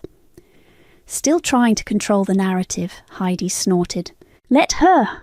I closed the laptop. She can post all she wants. The truth is, in the bank statements, the legal documents, and the police reports. Speaking of truth, Malachi said, ready to look at some office spaces for your agency? I stood up, leaving my phone and all its notifications behind. Lead the way. Behind me, I could hear Heidi reading another comment from her blog. Best revenge story ever. She didn't just get mad, she got even with receipts. She wasn't wrong, but the best revenge wasn't watching them fall. It was finally being able to rise. Ready for the big reveal? Malachi held the door open to my new office space. The morning sun streamed through floor-to-ceiling windows, illuminating the modern furniture and sleek design elements we'd chosen together. Heidi bounced in behind me, carrying a bottle of champagne. First client meeting in an hour. How are those butterflies? Surprisingly calm, I said, running my hand along my new desk. The nameplate read, Patricia, founder and CEO, Clarity Branding Agency. My phone buzzed. A news alert. I'd kept them active, not out of spite, but as closure. Local couple pleads guilty to financial fraud, I read aloud. My parents took a plea deal. 6 months house arrest, 5 years probation, and full restitution. Titus strode in, legal papers in hand. Plus, they're barred from taking out any loans or credit cards for 10 years. Where will they serve the house arrest? Heidi asked. Their new one-bedroom apartment, I replied, the one they had to downsize to after the foreclosure. Malachi started setting up for the client meeting. Have you heard from London? She's working as a barista now. Heidi checked her phone. Her last Instagram post was about finding beauty in simple things, with a photo of the coffee shop's tip jar. The elevator dinged. My first potential client walked in, a tech startup looking for complete brand development. As I stood to greet them, another notification popped up on my phone, a text from Mom. I know we don't deserve forgiveness, but I want you to know we understand now. What we did, what we took from you. I'm sorry. I slipped the phone into my desk drawer. The time for family drama was over. Welcome to Clarity, I smiled at my clients. Let's talk about your vision. The meeting flew by. When they left, they'd signed a contract worth more than all the money I used to send my parents in a month. They loved you, Malachi grinned, clearing away coffee cups. Because she's actually talented, Heidi added, unlike some influencer artists we know. My phone buzzed again in the drawer. London had emailed, Sis, I get it now. Working this job, earning minimum wage, I finally understand what it means to actually work for something, to struggle. I know it's too late, but I'm sorry. L. Delete? Heidi asked, reading over my shoulder. No, I said quietly. Archive, but don't respond. Titus returned from filing the final legal paperwork. The restitution payments will start next month. Your parents' social security and pension will be garnished until you're paid back in full. It's not about the money anymore, I said, looking around my office. It's about this, what I built despite them. The afternoon sun cast long shadows across the floor. Malachi brought in a small gift bag. Office warming present, he smiled. Inside was a framed quote, Success is the best revenge. Almost right, I said, setting it on my desk. But success isn't revenge at all. It's liberation. My laptop pinged. 3 new client inquiries. Heidi, now my head of digital strategy, was already pulling up their information. "Look at this," she grinned. "They found us through that viral post about your story. They say they want to work with someone who understands authenticity and truth in branding." I laughed at the irony. My family's betrayal actually helped launch my business. Speaking of launches, Malachi pulled out a calendar. The Small Business Association wants you to speak next month. Topic: Overcoming Financial Abuse to Build Your Dreams. "Book it," I nodded. "Someone needs to hear that story." The day wound down. Heidi left to prep our social media strategy. Titus headed out to file the final restitution paperwork. Malachi lingered, straightening pictures on the walls. "Having regrets?" he asked softly. I looked at my phone one last time. Mom, Dad, and London's messages sat unanswered. Their attempts at apology, understanding, reconciliation, all too late. "No," I said, turning off my phone. "They taught me something valuable in the end." "What's that?" "That some people will drain you dry in the name of love, and sometimes the strongest thing you can do is walk away." He took my hand. "Ready to go home?" I grabbed my keys to my office, my business, my future. All mine, earned through work and truth, not manipulation and lies. "Actually," I smiled, "I am home." Outside my office window, the city lights began to twinkle on. Somewhere out there, my family was learning to live with the consequences of their actions. But in here, in this space I'd created, their power over me had finally completely evaporated. I didn't forgive them. I didn't need to. I just stopped letting them matter. The first sign something was wrong came during the quarterly board meeting. I was mid-presentation when Marcus, our lead investor, interrupted me. "Peyton, didn't we already discuss these projections last week?" I blinked, gripping my laser pointer. "No, this is the first time I'm presenting these numbers. But I have an email confirmation from you about a private review session last Thursday at 2 p.m. My husband, August, sitting at the far end of the conference table, leaned forward. "Honey, remember, you scheduled it right after our lunch with Mom." I hadn't had lunch with anyone that day. I'd been in back-to-back code reviews until 6 p.m. I opened my mouth to say exactly that, but something in August's expression made me pause. His concern looked rehearsed. "I must have forgotten," I said instead, forcing a smile. "Let's continue with the current data. My name is Peyton Ellis, and at 34, I'm the founder and CEO of BridgeSync AI, a company I built from my garage into a $40 million enterprise. That board meeting was 3 months ago. Now, I'm sitting in my home office, staring at my medication bottle, knowing someone has been tampering with my pills. "You're not imagining things," Jacqueline says, examining the capsules I've spread across my desk. My best friend since college and now BridgeSync's general counsel, she's the only person I trust completely. "These aren't your regular dosage. Someone's opened them." "August keeps saying I'm working too hard," I tell her, running my fingers through my hair. His mother, Rosalind, stopped by yesterday, went on about how my father's nervous breakdown must have been hereditary. "Your father was misdiagnosed," Jacqueline snaps, "and he was pushed to suicide by exactly this kind of manipulation. Peyton, what if they're trying to gaslight you?" The word hits me like a slap.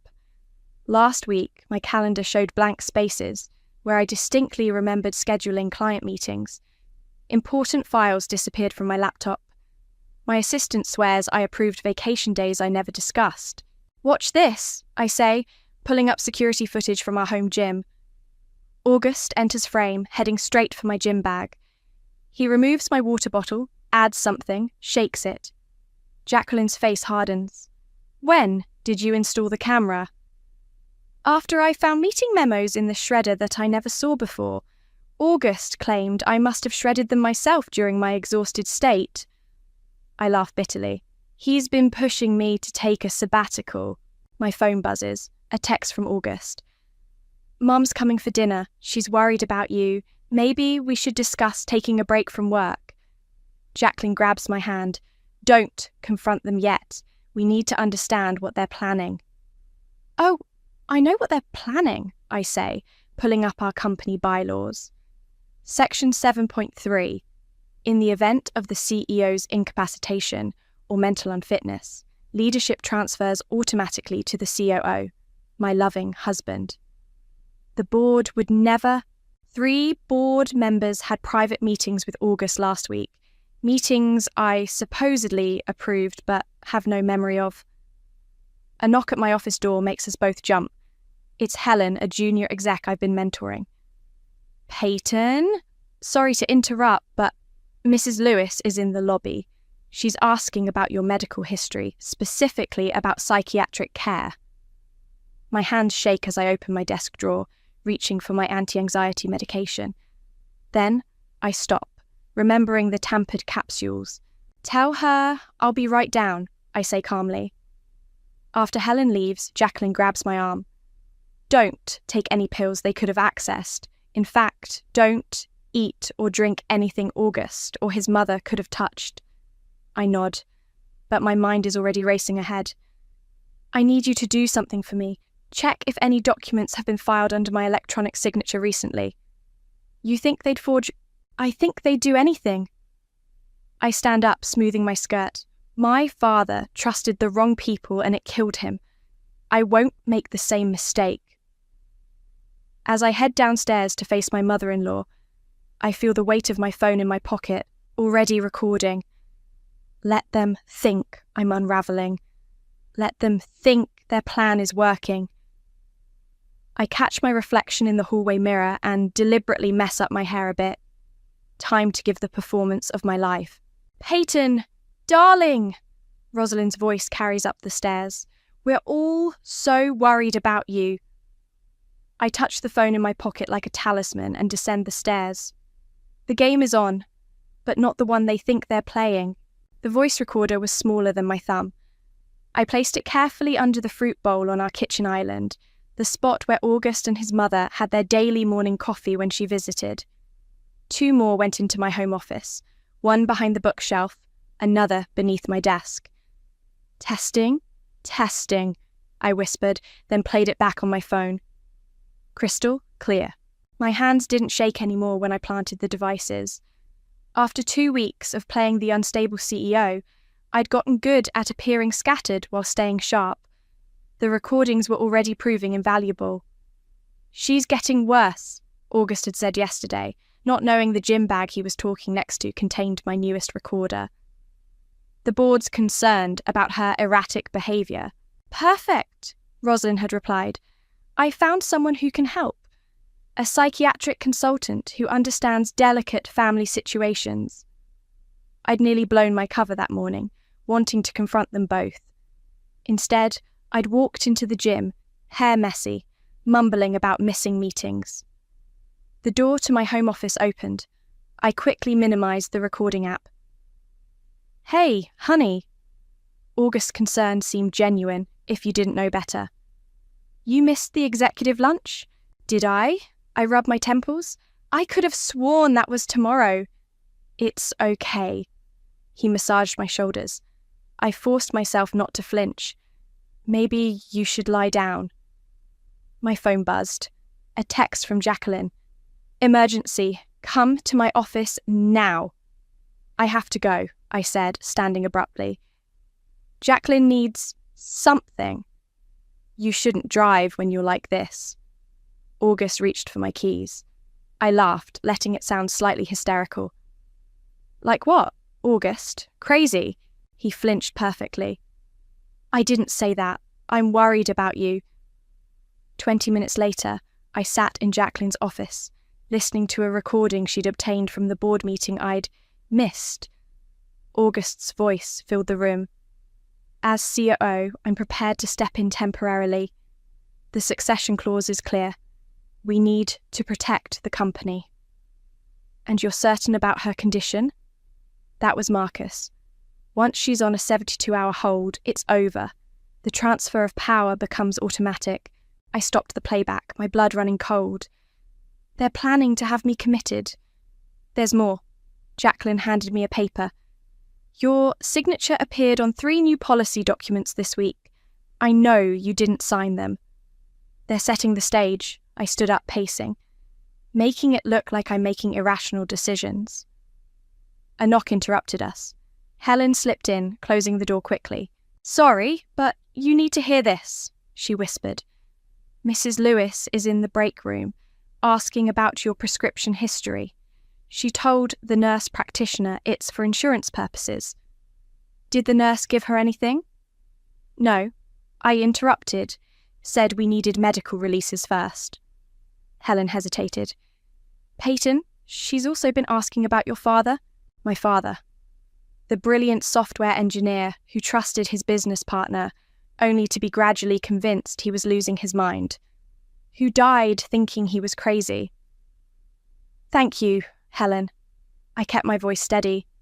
Keep monitoring her, but don't let her know you're suspicious. After Helen left, Jacqueline grabbed my shoulders. We need to move faster. They're building their case while we gather evidence. No, I said, pulling out my phone. Let them build it. Every false document, every manipulated meeting, every concerned conversation, it's all being recorded. But first, I dialed a number I hadn't used in years. Dr. Kelly, this is Peyton Ellis. My father was your patient. I took a deep breath. I need your help. Peyton? Of course. What's wrong? Remember how they convinced my father he was paranoid? It's happening again. But this time, we're going to catch them. That evening, I returned home late. August and Rosalind were in the kitchen, right above my recorder. She's getting worse, August was saying. The board's ready. We just need the right moment. The consultant I found will help, Rosalind replied. He's handled similar cases. She won't see the rubber walls before we've changed the locks. They laughed. I walked in swaying slightly. Who's there, August? In here, honey. His voice switched to concern instantly. Where have you been? We were worried. Just working, I think. Was I working? I blinked at them, confused. I'm so tired. Poor dear, Rosalind cooed. August, help her to bed. We'll discuss everything tomorrow. As August led me upstairs, I caught Rosalind's satisfied smile. Let them think they're winning.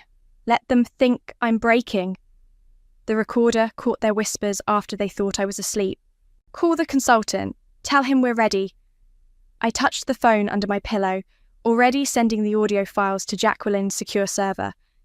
They wanted to replay my father's tragedy. Instead, they'd written their own. I stood in front of my father's grave, the morning dew soaking through my shoes. 10 years since his death, and the pain still felt fresh. They said, you were paranoid too, Dad, I whispered, placing fresh flowers against the headstone. Said you were imagining things when you suspected your partner was sabotaging you. Peyton! I turned to find Dr. Kelly walking across the cemetery grass. He looked older than I remembered, but his eyes were still sharp. You always visit him on Thursdays, he said, standing beside me. Just like your father visited his father. Did you know they ruled his death a suicide because of untreated schizophrenia? My voice cracked. But you knew better, didn't you? I tried telling the investigators that Thomas was being systematically gaslit, that his partner was orchestrating his breakdown to take control of their patents. Dr. Kelly's hands clenched. By the time I gathered enough evidence, it was too late. My phone buzzed. A text from Helen. Rosalind's in HR again, asking about your sick days from last year. They're using my father's death against me, I said, showing him the message, suggesting mental illness runs in the family. History repeating itself. Dr. Kelly touched my shoulder.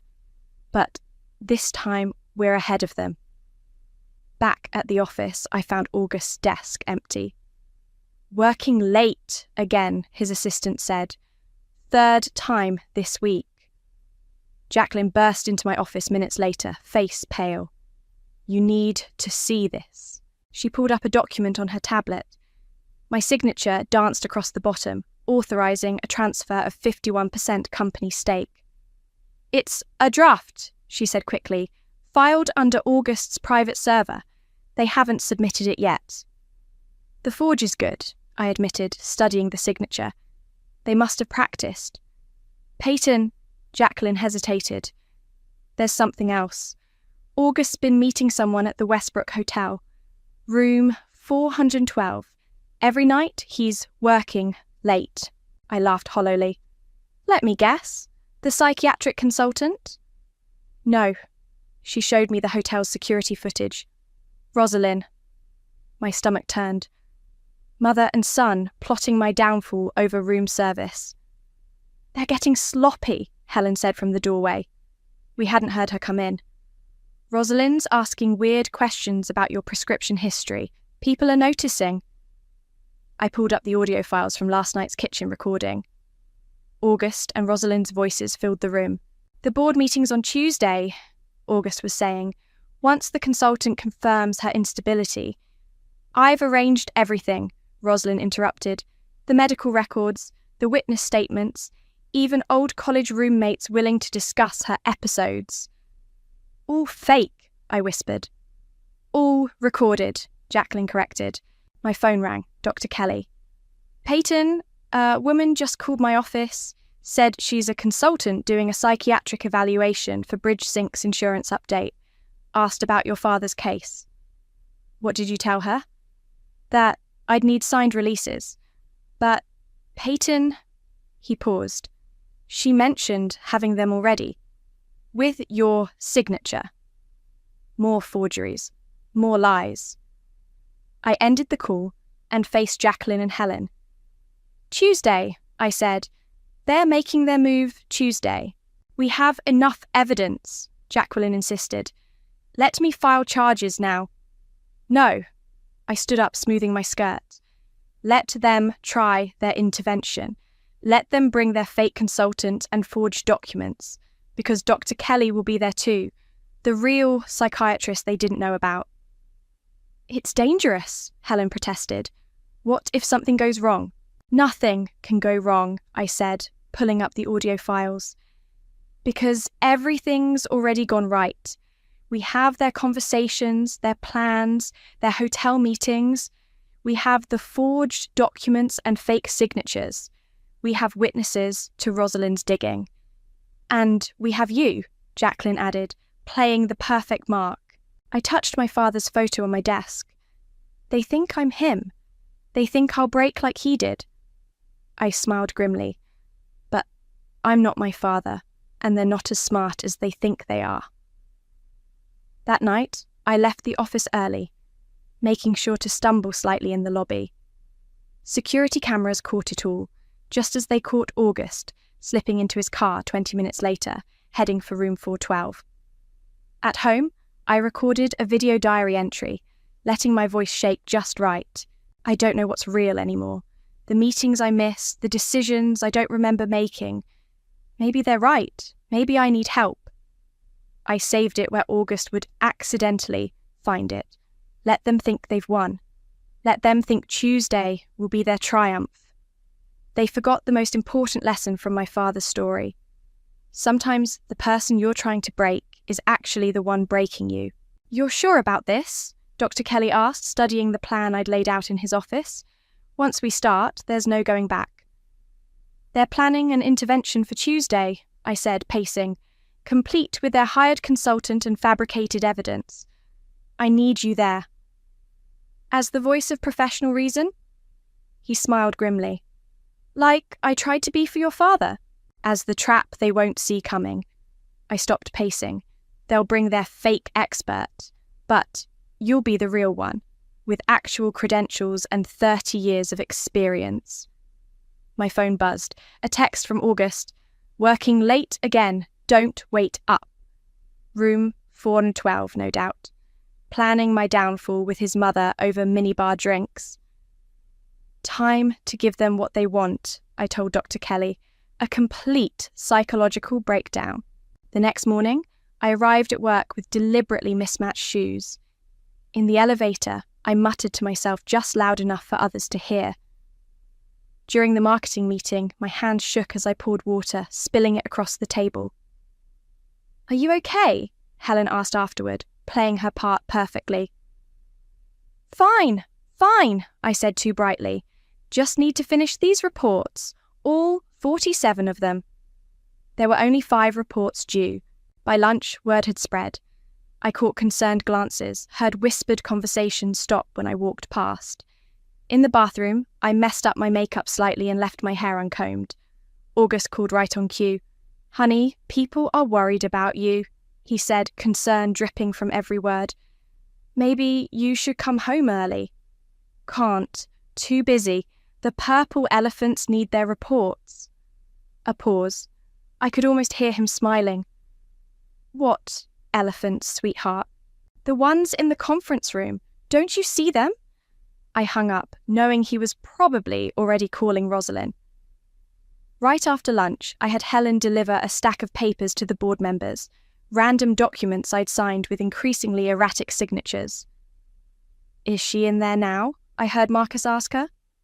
"Yes," Helen replied, her voice shaking perfectly. "She's been talking to the wall for 20 minutes. Back in my office, I pulled up the security feed from August's private conference room. He and Rosalind were there with a man I didn't recognise, probably their hired consultant. I activated the recorder I'd hidden under their table last night. "She's deteriorating faster than expected," the man was saying. "Tuesday might be too late." "Perfect," Rosalind replied. "The sooner she's committed, the sooner we can stabilise the company." "And what about after?" August asked. "Once she's in treatment?" Rosalind laughed. "Once she's in, she won't be making any decisions about anything. The rubber walls will be her new office." I switched off the feed as Jacqueline entered. "They're accelerating their timeline," she warned. "Board members are gathering for an emergency meeting tomorrow." "Good." I showed her my phone, Dr. Kelly's confirmation that he'd cleared his schedule. "Let them rush. The faster they move, the sloppier they get." That afternoon, I gave them a show they couldn't resist. During a video call with investors, I suddenly started screaming about invisible spiders. August had to escort me out, his arm around my shoulders as I babbled nonsense. "Shh," he soothed, leading me to his office. "You're not well, honey. Let us help you." The moment his door closed, I heard him dial Rosalind. "It's time," he said. "Call everyone. Tomorrow morning, not Tuesday. She's ready." After he drove me home, I waited until he left for his nightly hotel meeting. Then, I called Dr. Kelly. "They moved it to tomorrow," I told him. 9 a.m. "I'll be there," he promised. "The evidence?" Jacqueline has everything backed up on 3 separate servers. Helen's collected statements from staff about Rosalind's digging. The recordings are time-stamped and authenticated. "And you're ready for your performance?" I touched my father's old watch, my lucky charm. "I've been practicing my whole life for this role." That night, I left my video diary running loud enough for August to hear when he came home. The shadows are watching me. They know what I did, what I'm going to do. But the elephants will protect me. The purple ones, not the green ones. The green ones lie. I heard him on the phone moments later. "Mom, call everyone now. First thing tomorrow. She's completely lost it." After he hung up, I smiled in the darkness of my room. Let them think they're winning. Let them think tomorrow is their victory. They don't know that when you corner someone who has nothing left to lose, you've actually cornered yourself. Tomorrow, they'll learn what real madness looks like. They arrived at 9 a.m. sharp. August, Rosalind, 2 board members, their hired consultant, and what looked like private security. I was sitting in our living room, hair wild, staring at nothing. "Peyton?" August's voice was gentle. "We need to talk. The elephants said you'd come," I whispered, not looking at them. "They know everything." Rosalind stepped forward, clutching a folder. "Darling, we're here because we love you. We've all noticed changes in your behaviour." The doorbell rang. Right on time. "That'll be Dr. Kelly," I said dreamily. "The shadows told me he was coming." August stiffened. "Who?" Dr. Kelly walked in, medical bag in hand. "I'm Dr. Forrest Kelly. I was Thomas Ellis's psychiatrist. Peyton called me yesterday, concerned about her mental state." I hid my smile as I watched their faces. This wasn't part of their script. "We have our own specialist," Rosalind said sharply, gesturing to their consultant. "Dr. Roberts," the man introduced himself, extending his hand to Dr. Kelly. "Interesting," Dr. Kelly replied, not taking it, "because I know every psychiatric specialist in the state, and I've never heard of you." The room temperature seemed to drop 10 degrees. "Shall we begin?" I asked, voice quavering. The purple elephants are getting impatient. August sat beside me, taking my hand. "Honey, you've been acting erratically, missing meetings, talking to yourself, making strange decisions. We have documentation," Rosalind added, opening her folder. "Witness statements, medical records, even incidents from college. All forged," I said clearly, my voice suddenly steady. The room went silent. "What?" August's hand dropped mine. I stood up, smoothing my hair back. "Every document in that folder is forged. Every witness statement is fake. Every medical record is fabricated." "She's delusional," their consultant cut in. "This paranoia proves—" "Actually," Dr. Kelly interrupted, "I'd say it proves something quite different." He pulled out his phone. "Shall we listen to some interesting recordings?" I opened my laptop, which had been sitting quietly on the coffee table. "Or perhaps we should watch some security footage from room 412 at the Westbrook Hotel." The colour drained from August's face. "Better yet," I continued, "let's review the forged documents you filed under my signature, the ones transferring company control, or maybe the video of you tampering with my medication." "You're sick," Rosalind snapped. "You need help." "No, Mother," I said, emphasising the title she'd never earned. "What I need is for everyone to hear this." I played the recording from their last hotel meeting. "Once she's in, she won't be making any decisions about anything. The rubber walls will be her new office." Their hired consultant started backing toward the door.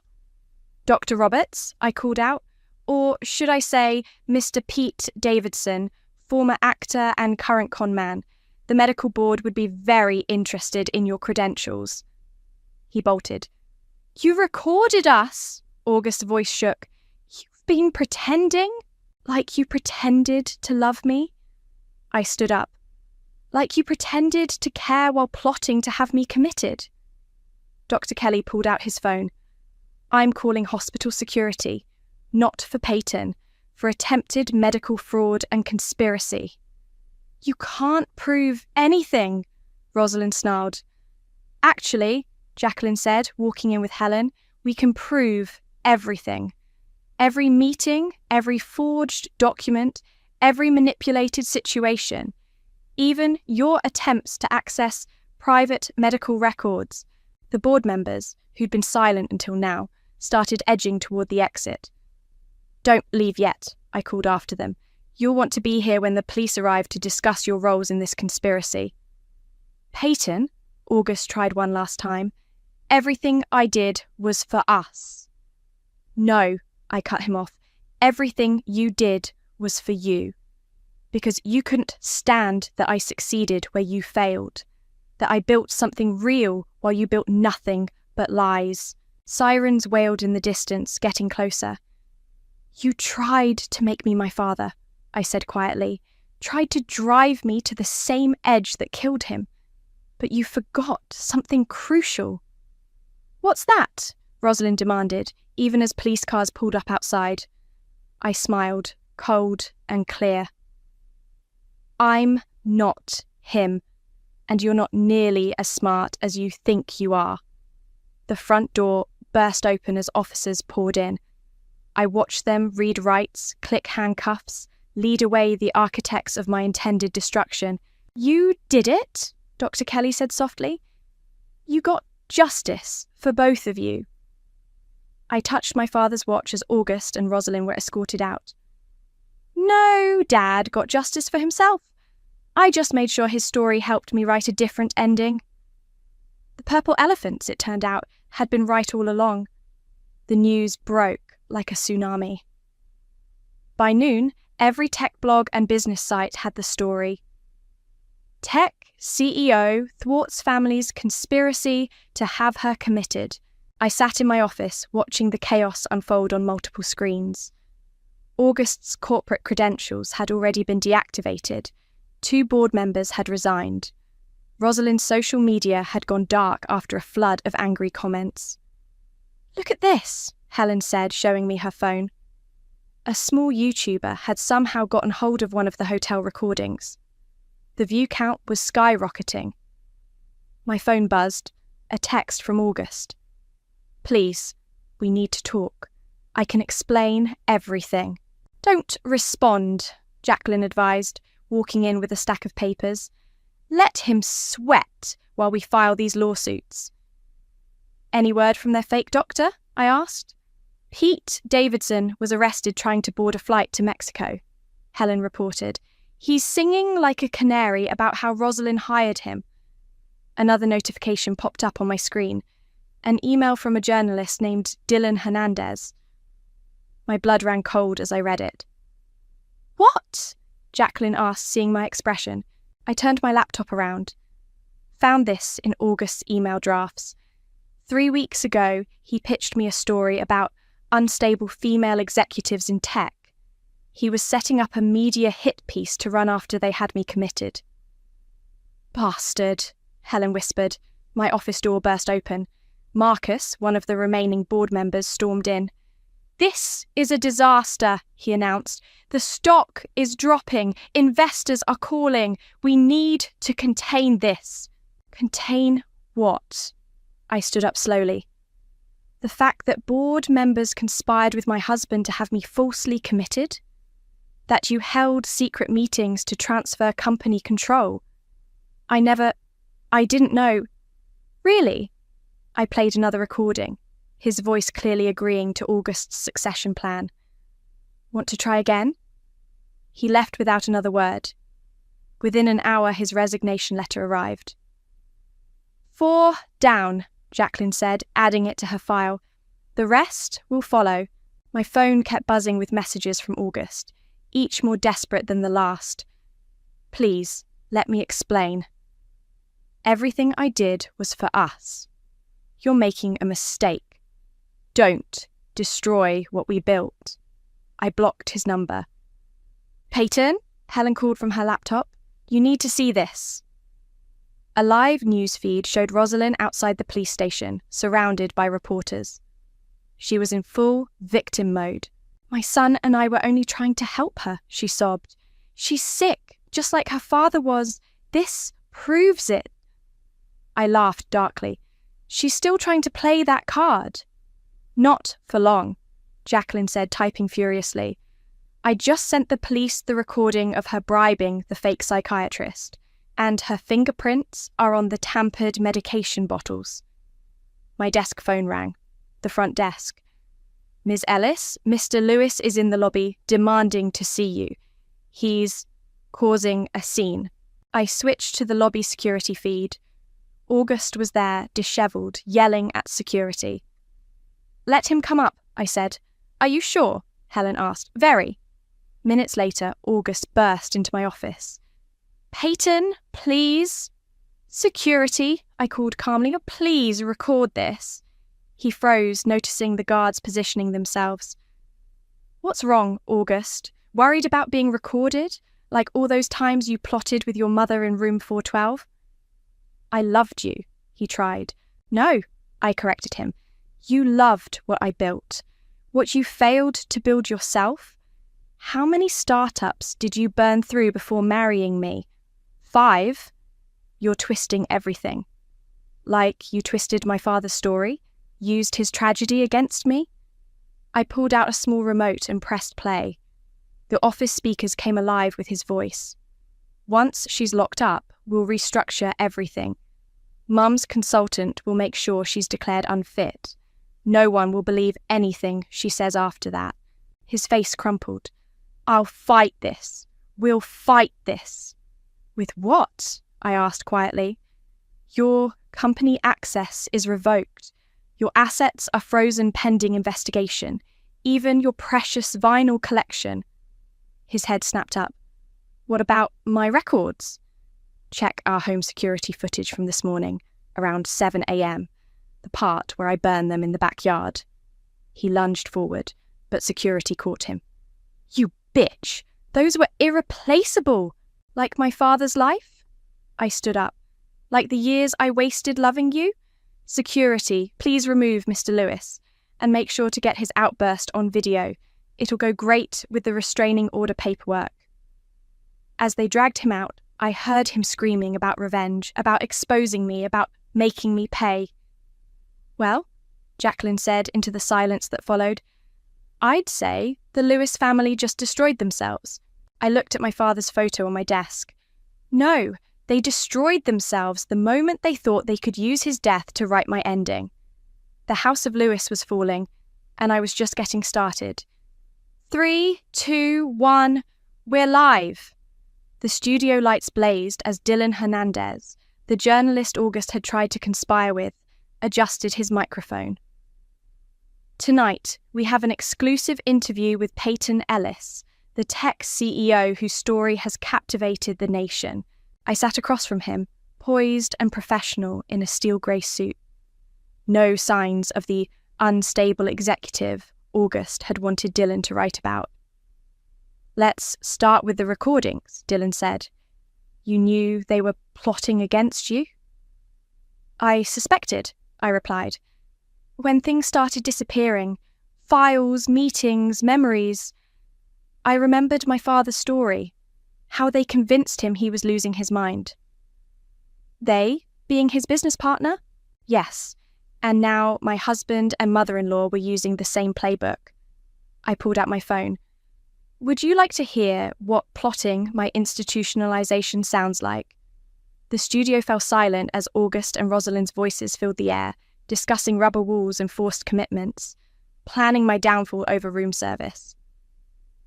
Jesus, Dylan whispered when it ended, and they had no idea you were recording.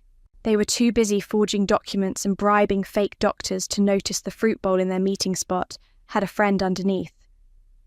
My phone buzzed. A text from Helen. August is trying to hold a press conference. It's not going well. I nodded slightly to the producer, who switched one of the studio monitors to live coverage. August stood at a podium, wild-eyed and ranting. She's manipulating everyone, he shouted. She's the one who's unstable. She burned my records, my irreplaceable vinyl collection. Speaking of manipulation, Dylan turned back to me.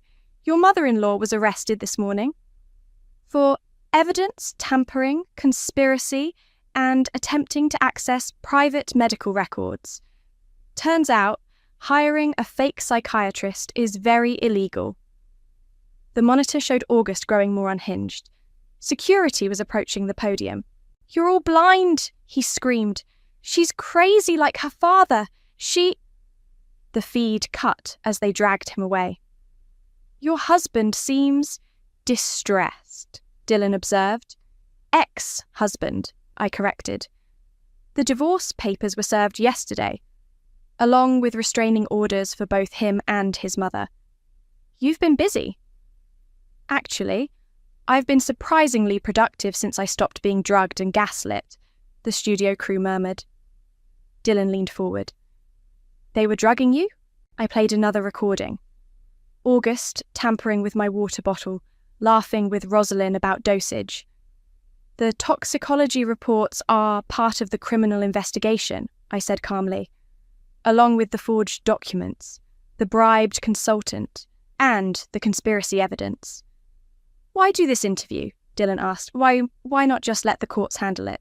Because somewhere, someone else is being gaslit, being told they're crazy when they're actually being targeted, being manipulated by people who claim to love them. I looked directly into the camera.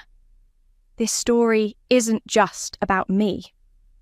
My phone lit up with messages. The interview was going viral in real time. Hashtags were trending. August's meltdown was everywhere. One last question, Dylan said. Your company's board has mostly resigned. What's next for BridgeSync? A restructure. No more board to manipulate. No more power plays. I smiled. Just innovation and growth, the way my father would have wanted. After the interview, I found Jacqueline waiting in the green room. Rosalind's lawyer called, she said. They want to make a deal. No deals. I checked my phone. August's public meltdown had already spawned dozens of memes. Let them face every charge. They're saying they'll reveal company secrets. What secrets? How we're profitable, how we treat employees well, how we don't need men like August to succeed. A producer rushed in. Ms. Ellis, every major network wants to run your story. And that YouTuber's video of the hotel recordings just hit 5 million views. I thought of August and Rosalind watching their empire crumble from separate jail cells. Thought of my father, who never got to see his name cleared. Book them all, I told the producer. Every network, every platform. Let's make sure this story reaches everyone who needs to hear it. My phone buzzed one last time. A message from Dr. Kelly. Thomas would be proud. You didn't just survive their game. You changed the rules. I touched my father's watch and stepped back into the studio lights. August had wanted to make me a cautionary tale about unstable women in tech. Instead, he and his mother had become a warning about what happens when you underestimate the person you're trying to destroy. The cameras rolled. Time to tell my story. Again and again, until every would-be gaslighter thought twice about lighting that match. The courtroom fell silent as the judge prepared to deliver the verdict. August sat with his expensive legal team, still trying to look confident. Rosalind wasn't present. She'd already accepted a plea deal, turning on her son in exchange for a lighter sentence. In the matter of corporate conspiracy and attempted medical fraud, the judge began, this court finds the defendant guilty on all counts. I watched August's facade crack as the judge continued listing charges. Evidence tampering, forgery, conspiracy to commit fraud. Each guilty verdict hit like a hammer blow. Your Honour, August's lawyer jumped up. We request leniency, considering my client's previous clean record. Previous clean record? I stood, my voice carrying across the courtroom. May I speak? The judge nodded. The defendant's clean record includes 5 failed startups where investors' money mysteriously vanished. He avoided charges by having his mother pay settlements. I pulled out a folder. I have the documentation here. August lunged forward. You vindictive... Sit down, Mr. Lewis. The judge snapped. Ms. Ellis, continue. He tried to destroy me like those companies. But this time, someone was watching. Someone was recording. Someone fought back. The sentence came down hard. 8 years, no possibility of early release. As they led August away, he turned to me one last time. I did love you. No, I replied. You loved what you thought you could take from me. Outside the courthouse, reporters swarmed. Dr. Kelly appeared at my side, shielding me from the chaos. Your father's case has been reopened, he said quietly. The evidence from your trial exposed his partner's similar tactics. They're posthumously clearing his name. I gripped his arm, steadying myself. He knew he wasn't crazy. In the end, he knew. And now everyone else knows too. Back at BridgeSync, I found Helen organising a company-wide meeting.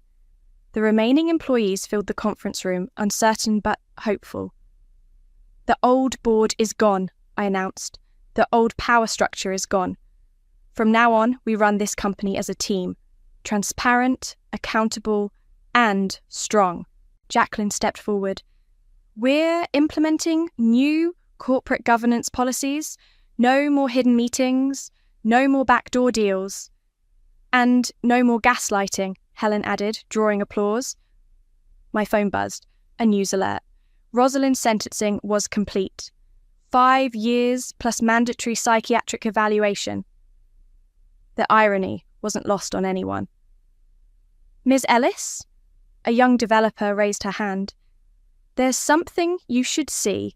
She pulled up a website. Thousands of stories from people sharing their own experiences with gaslighting and manipulation.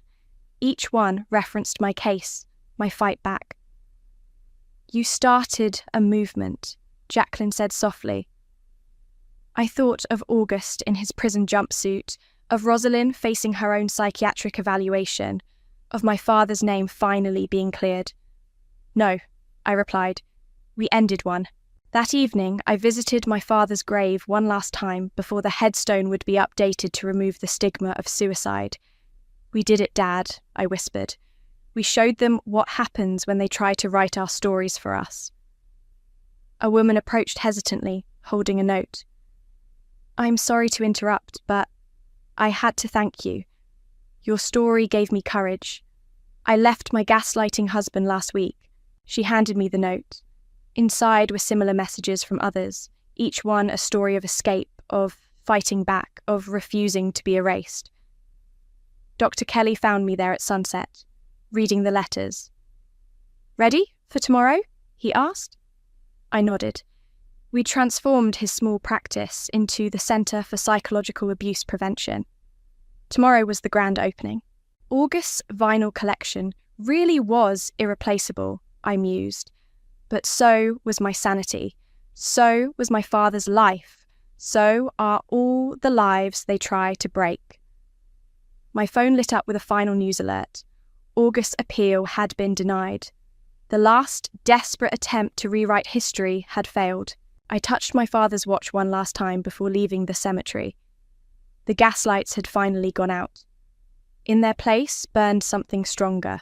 Truth, justice, and the fire of thousands of voices saying, never again. The sun set on the old story as I walked away. Tomorrow would bring new challenges, new battles, new victories. But tonight, in the growing darkness, not a single gaslighting flame remained lit. They had tried to make me doubt my mind. Instead, I'd made them face their crimes. They had tried to write my ending. Instead, I'd written their final chapter. And somewhere in thousands of homes, people were reading our story and finding their own strength to fight back, to speak up, to reclaim their truth. That was the real victory. That was the real ending. That was justice. The worst part about family dinners isn't the food. It's pretending to smile while your sister parades around her boyfriend. Your ex-boyfriend, the one who 6 months ago was still telling you he loved you. I'm Reese, and this is how I finally stopped being the family disappointment. Darling, you could at least wear something appropriate for New Year's Eve. My mother's voice cuts through the kitchen as I help arrange the appetizers. She gestures at my black turtleneck and jeans like they're offensive weapons. It's designer, Mum. Thrifted designer isn't designer, Brooke chimes in, floating past in her red cocktail dress. She's carrying 2 glasses of champagne, one for herself, one for Xavier. My stomach turns.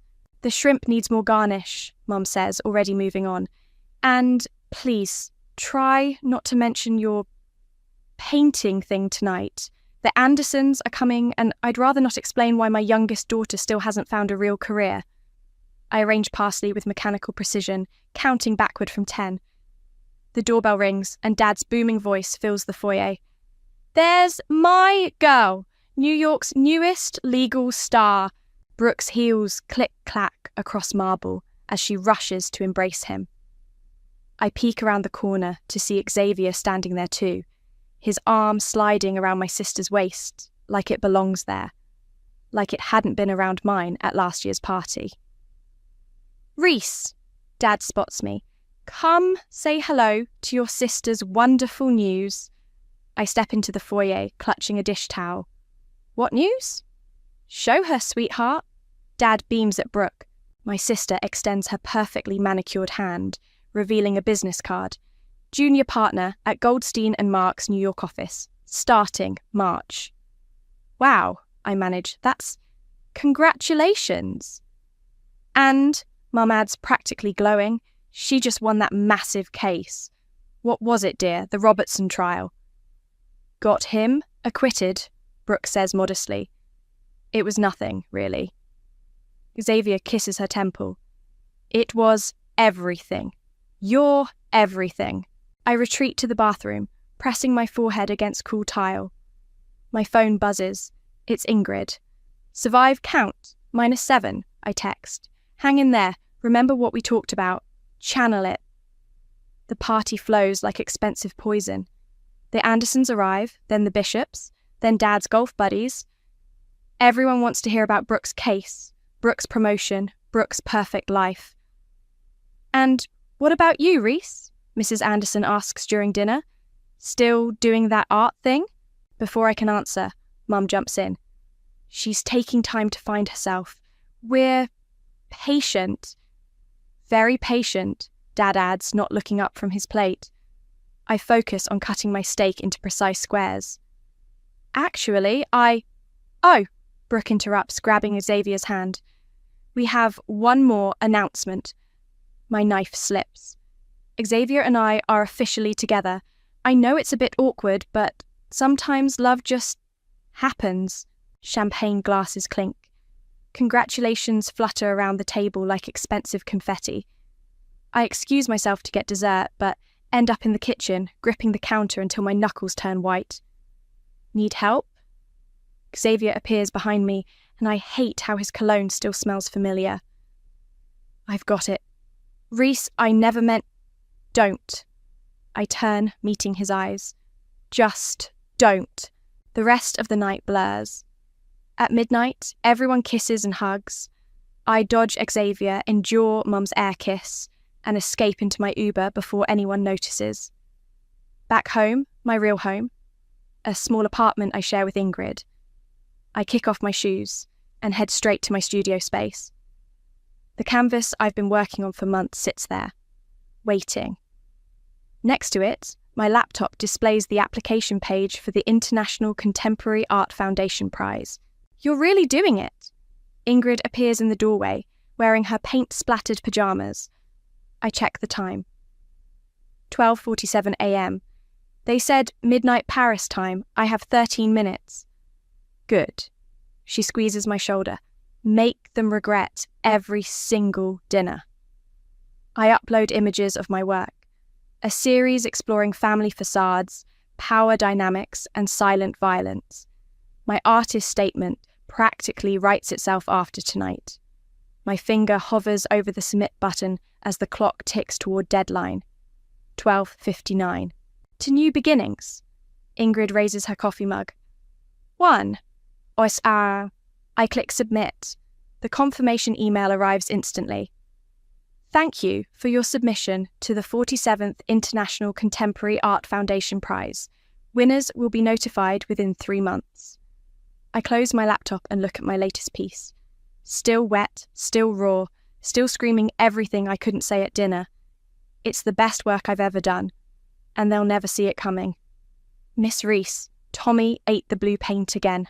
I look up from my phone, another rejection letter from a gallery, to find Tommy, age 6, grinning at me with cerulean teeth. Just another Tuesday at the community centre's art programme. Tommy, we talked about this, I sigh, grabbing paper towels. Paint goes on paper, not in mouths. But it smells like blueberries. That's because you ate the blueberry-scented marker last week. I wipe his face as his classmates giggle. Remember how that turned out? The door creaks open and Ingrid pokes her head in. Hey, art goddess, ready for lunch?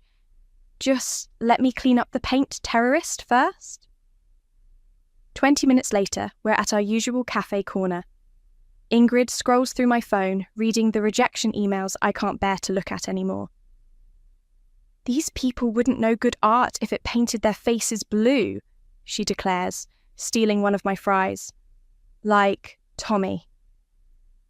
Maybe Mum's right. Maybe I should. Don't you dare finish that sentence. Ingrid throws a fry at me. The foundation hasn't responded yet. My phone rings, speaking of hell. Hi, Mum. Finally, I've called 3 times. You're coming to Brooke's ceremony tonight, yes? The firm is giving her an achievement award. I close my eyes. I have classes. Cancel them. This is important. Wear the navy dress I bought you for Christmas. The one that hides your artist arms. The line goes dead before I can respond. Ingrid raises an eyebrow. My artist arms need hiding, apparently. Your artist arms need to throw hands, she mutters. The ceremony is exactly as pretentious as expected. The ballroom of the Metropolitan Club drips with old money and older egos. I'm stationed near the appetizer table, exactly where Mum wanted me. Darling, the salmon rolls need refreshing, she whispers as she glides past in designer silk. I'm arranging stupid fish on stupid crackers when Brooke takes the stage. She's radiant in white, Xavier beaming from the front row. I'd like to thank the partners for this opportunity, she begins, especially for recognizing my work on the Robertson case. Moving to New York is a dream come true. Dad wipes away tears. Mum clutches her pearls. I stuff a salmon roll in my mouth to keep from screaming. And of course, thanks to my amazing family, Mom, Dad, you've always pushed me to excel, to be perfect. The crowd applauds. Someone touches my elbow. It's Xavier. Hey, he says softly. Got a minute? I'm busy with the salmon. Reese, come on. We should clear the air before Brooke and I move to New York. I turn to face him. Clear what air? The air where you dated me for 2 years, then suddenly started showing up at my sister's office for legal advice. That air? He has the decency to look uncomfortable.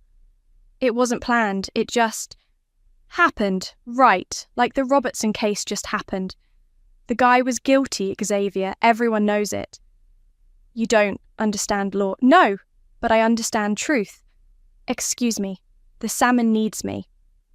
I escape to the bathroom, gripping the marble sink. My phone chimes, probably Mum demanding more appetizer arrangements. But it's not Mum. It's an email. From the International Contemporary Art Foundation. Subject, application status. Update. My hands shake as I open it. Dear Miss Emma Stewart, we are pleased to inform you that your work has been shortlisted for the 47th International Contemporary Art Foundation Prize. You are one of 20 artists selected from over 4,000 submissions. I slide down the bathroom wall, reading the email 3 times. Through the door, I hear applause. Probably Brooke accepting another award. The email continues. The next round requires a new piece exploring themes of personal truth. Deadline, 2 weeks. Ingrid answers on the first ring. How's salmon duty? I made the shortlist. Silence. Then screaming. Holy shit! Shh. Nobody knows I applied. Nobody can know. But no, not until I'm ready. Not until it's perfect. The bathroom door opens. Brooke enters, still glowing from her speech. There you are, she says, touching up her lipstick. Mum's looking for you. The dessert table needs arranging. I stand up, smoothing my navy dress. Can't keep the desserts waiting? Oh, and I've been meaning to ask, would you paint something for our engagement party invitations? Something cute? Xavier suggested butterflies. I think of my shortlisted work, raw, dark, honest, and almost laugh. Sure, Brooke. Butterflies sound perfect. She leaves, and I look at my reflection. The navy dress does hide my artist arms, but it can't hide what's coming. I text Ingrid, "Time to start painting." Her response is immediate. "Make it hurt." To the happy couple, Mum raises her mimosa, and the brunch table echoes her toast. I grip my glass so hard I'm surprised it doesn't shatter.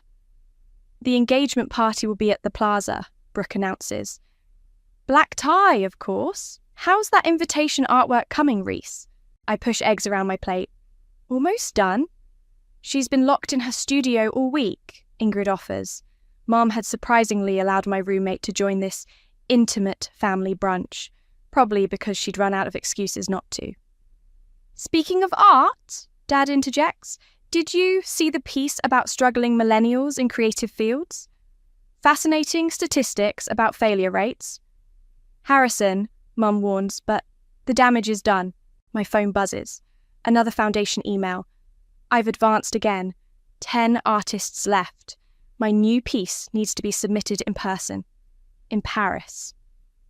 "Actually," I say, standing up, "I have to go. Student emergency at the centre." "On Sunday," Brooke frowns. "Art emergencies don't check calendars." I'm halfway to the door when Xavier catches up. "Wait, can we talk?" "About what? The butterflies you want me to paint while you marry my sister." He grabs my arm. "I miss you." I yank away. "Go back to your fiancé." The subway ride home is a blur. In my studio, I stare at my competition piece. A massive mixed media installation I've titled Shell. It's almost finished, but something's missing. My phone keeps lighting up with family messages. Mum. "That exit was extremely rude." Brooke. "The invitations need to go out next week." Dad. "Found another article about art career alternatives." I open a bottle of wine. Then another. "You're drinking alone in the dark," Ingrid says from the doorway. "That's never good." "Did you know," I slur slightly, "that Xavier used to say my art would change the world, right before he changed his mind about me?" "Reese, maybe they're right. Maybe I'm just..." I reach for my laptop, opening the foundation portal. "Maybe I should withdraw." Ingrid lunges forward, slamming the laptop shut. "Don't you dare!" "Why not? Look at me. I'm pathetic. Painting my feelings while Brooke changes the world with her cases and her perfect life and her stolen boyfriend." "Stop." Ingrid grabs my shoulders. "Your work is brilliant. It's honest. It's everything they're afraid of being. It's not enough. Show me." I pull up images of Shell on my phone. A towering structure of broken mirrors, family photos, and shattered glass, all arranged to create the illusion of a perfect family portrait when viewed from afar. Step closer, and the cracks become visible. The hidden messages. The pain. "This is what's going to Paris," I whisper. Ingrid's eyes widen. "Paris? If I make the final 3. But I can't... how would I even... "I have airline miles," she says immediately. "Lots of them, emergency fund miles." "I can't ask you to... You're not asking, I'm telling." She takes my phone, navigating to a booking site. "When do you need to be there?" "Next Thursday, but my classes..." "I'll cover them. Those kids love me more anyway." "Mum will flip if I disappear." "Good." Ingrid hits confirm on the flight. Let her flip. Let them all flip. My phone buzzes again. Brooke sending engagement photo ideas. Happy couples in golden light. Butterflies everywhere. "I need to finish the piece," I say, standing up straighter. "The real piece." "That's my girl." Ingrid hugs me. "Want help packing?" "Not yet. First, I need to send my sister some butterfly sketches. The most generic, basic butterflies ever created. Evil. I love it. I work through the night, adding final touches to shell, while occasionally sending Brooke clips of pastel butterflies I found on Pinterest. Around 3 a.m, my phone rings. Xavier. I know you're awake, he says. Your Instagram showed active 5 minutes ago. Stalking me? I need you to know something about Brooke and me. Save it for your vows. Please, Reese. What we had was... I hang up, turning back to my work. In the centre of shell, I add one final detail. A tiny butterfly, crushed and beautiful, trapped between shards of mirror. My phone lights up one last time. The foundation. Congratulations. You have been selected as one of 3 finalists. Your piece will be revealed live during the prize gala in Paris. Confidentiality is required until the official announcement. I forward my flight details to Ingrid with a single message. Time to disappear. Her response comes instantly. Give them hell. I look at my creation, at the broken pieces forming a perfect lie, and smile. 2 weeks until the gala. 2 weeks until they all see exactly what they've created. The butterfly in the centre catches the light, its broken wings throwing shadows like warnings. Paris in spring smells like possibility and fresh pain au chocolat. I'm standing in the Foundation's private gallery, watching as they install shell under the careful supervision of Audrey Holland, the competition's head judge. The lighting needs to be precisely at 45 degrees, Audrey instructs. The refraction is crucial to the piece's impact. My phone buzzes for the 100th time. Mum again. Your behaviour is completely unacceptable. 2 weeks without contact? The engagement party is in 3 days. I switch it to airplane mode and turn to Audrey. Is the positioning right? She steps back, tilting her head. Tell me again what inspired this. Family photos, I say. The way we pose, pretend, create these perfect moments that hide all the cracks underneath. And the butterfly? I swallow hard.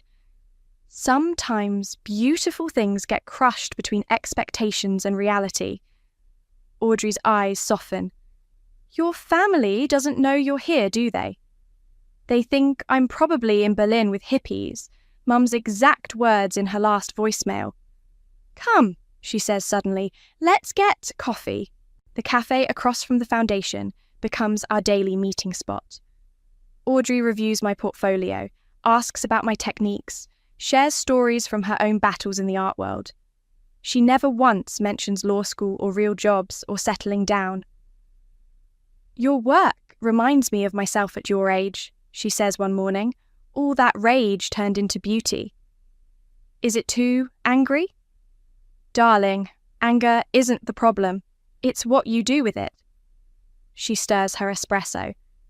And you've done something extraordinary. Back in my temporary studio, I FaceTime with Ingrid. Your mum called the community centre, she reports. I told her you had mono. Subtle. Hey, it worked. Though Brooke's been sniffing around too. She came by the apartment. What did she want? To know if you'd finished the butterflies. Also, Xavier was with her. He looked weird. I focus on touching up a corner of shell, where the light hits wrong. Weird how? Like he wanted to ask about you but couldn't. Oh, and get this. Your mum's telling people you're in Berlin doing experimental art therapy because you're troubled about the engagement. I almost laugh. If they only knew. When are you going to tell them? At the perfect moment. The days blur together. I work with the installation team, adjust lighting, perfect angles. Every mirror fragment has to catch the light just right to create the illusion. From 20 feet back, it looks like a typical family portrait. Step closer and everything splinters. It's ready, Audrey announces one evening. Want to see it with the final lighting? We stand in the darkened gallery as they power up the specialized LED system. The piece comes alive, throwing fractured light across the walls. In the center, the crushed butterfly seems to flutter. Reese, Audrey says quietly, I'm not supposed to say this yet, but you've won. The world stops. The other judges agreed unanimously. We've never seen anything like this. But you can't tell anyone until the live announcement at the gala. My phone chooses that moment to buzz out of airplane mode. Messages flood in. Mum, the engagement party is tomorrow, and you're making a mockery of this family. Dad, your sister is devastated by your absence. Brooke, I guess art really does come before family for you. Xavier, please come home. We need to talk. Your family? Audrey asks gently. They're having a party tomorrow to celebrate my sister's engagement to my ex. Ah, she studies the piece. Now I understand the butterfly. I should feel guilty about missing it. But you don't. No. I look at my creation, at all the broken pieces forming something honest and brutal and beautiful. I really don't. Audrey squeezes my shoulder. The gala's in 2 days. The whole art world will be watching. Are you ready? I think about Mum's disapproval, Dad's dismissal, Brooke's smugness, Xavier's betrayal, about all the dinners and parties and comments that made me feel small. Actually, I say, I have an idea. Can we broadcast the announcement somewhere specific? Like, stream it to a private venue? Audrey raises an eyebrow. I suppose that could be arranged. What did you have in mind? I pull up a rental listing on my phone. A sleek gallery space back home with perfect lighting and a massive projection wall. I want them to see it in person, all of them together. Now that, Audrey smiles, sounds like art. I send one text to Ingrid. Book the space. It's time. Her response is immediate.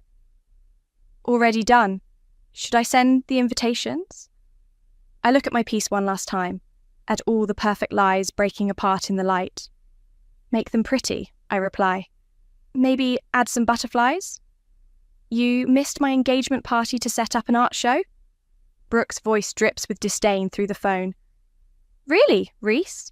It's an exclusive streaming event, I say, pacing my hotel room in Paris. Very prestigious. I thought the family would want to support my career. For once. By missing the biggest moment of my life? I sent butterflies.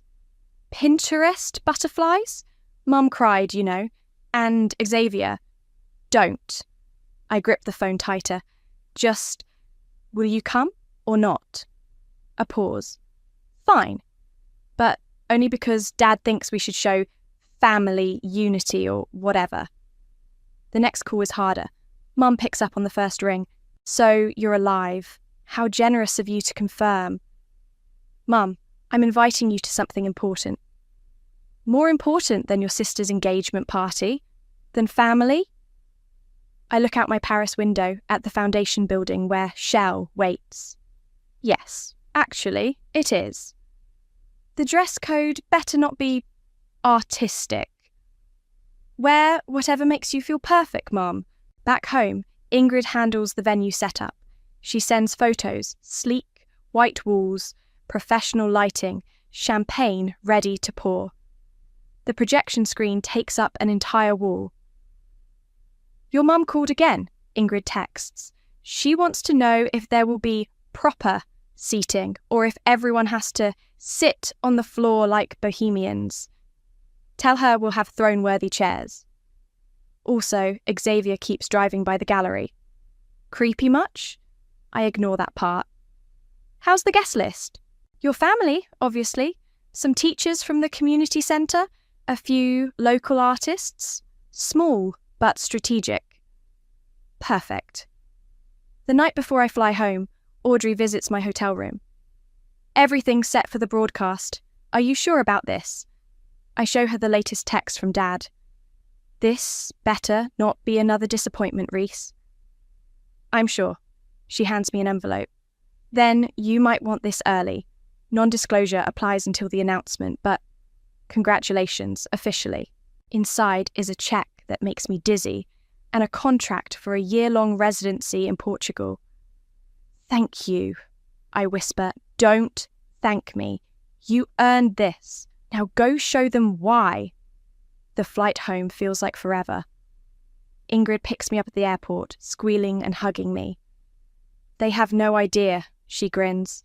Your mom called the venue 3 times about the chairs. Brooke's wearing some designer suit that probably costs more than my car. Xavier asked if you were bringing a date. Let them fuss. I check my phone. 2 hours until showtime. The gallery looks perfect when we arrive. White roses everywhere, champagne chilling, chairs that would satisfy a queen. Through the window, I watch my family pull up in Dad's Mercedes. Ready?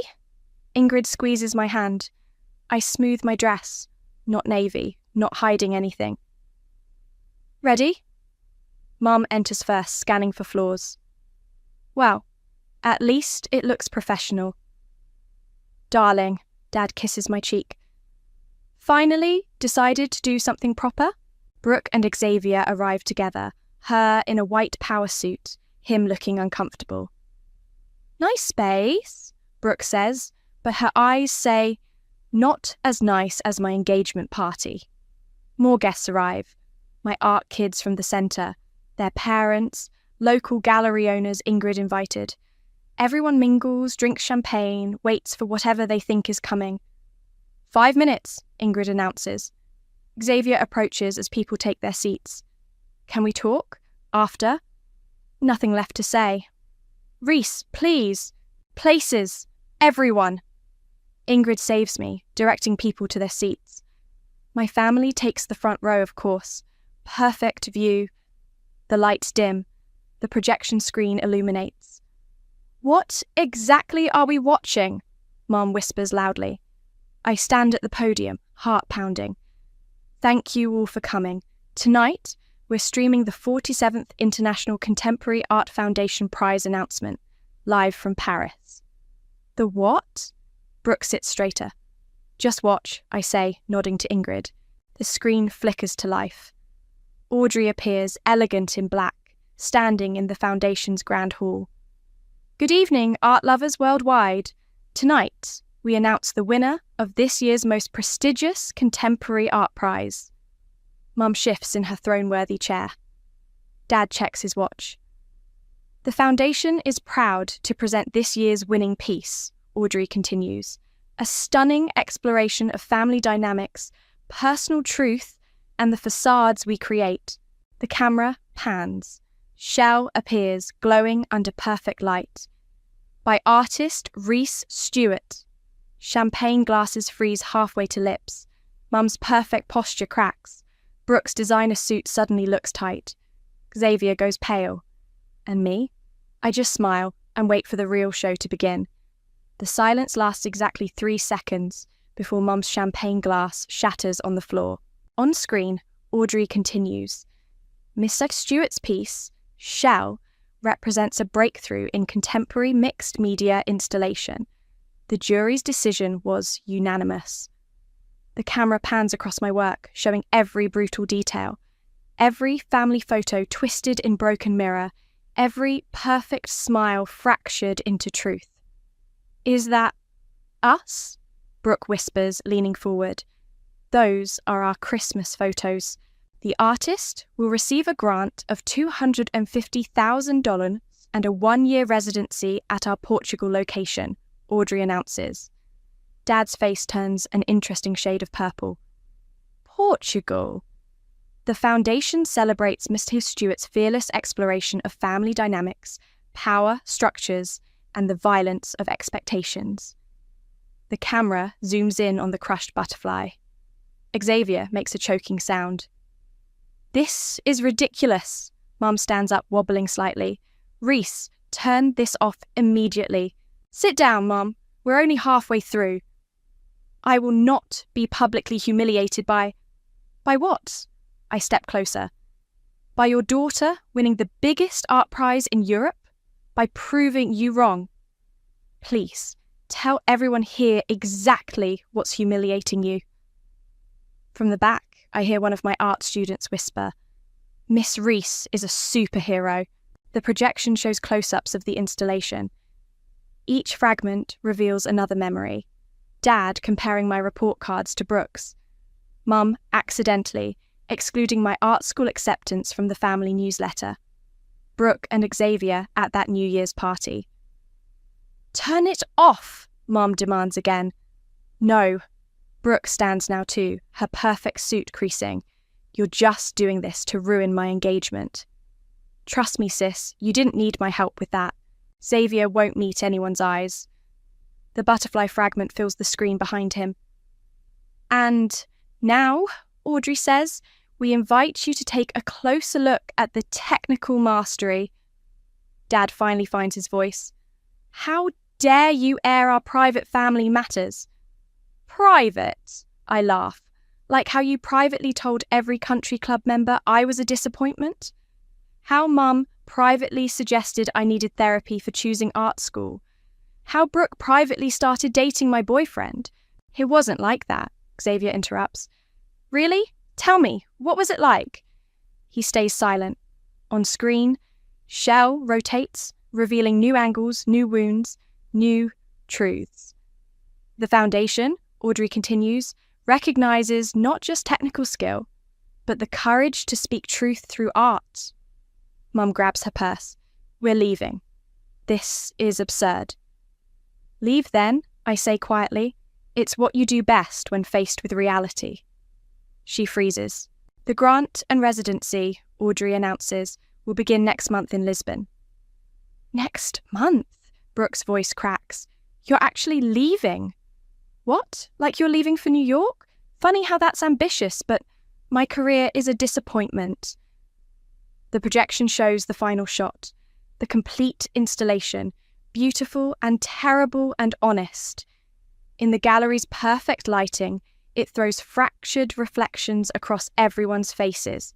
"This piece," Audrey concludes, "marks the emergence of a significant new voice in contemporary art. Congratulations, Rhys Stewart."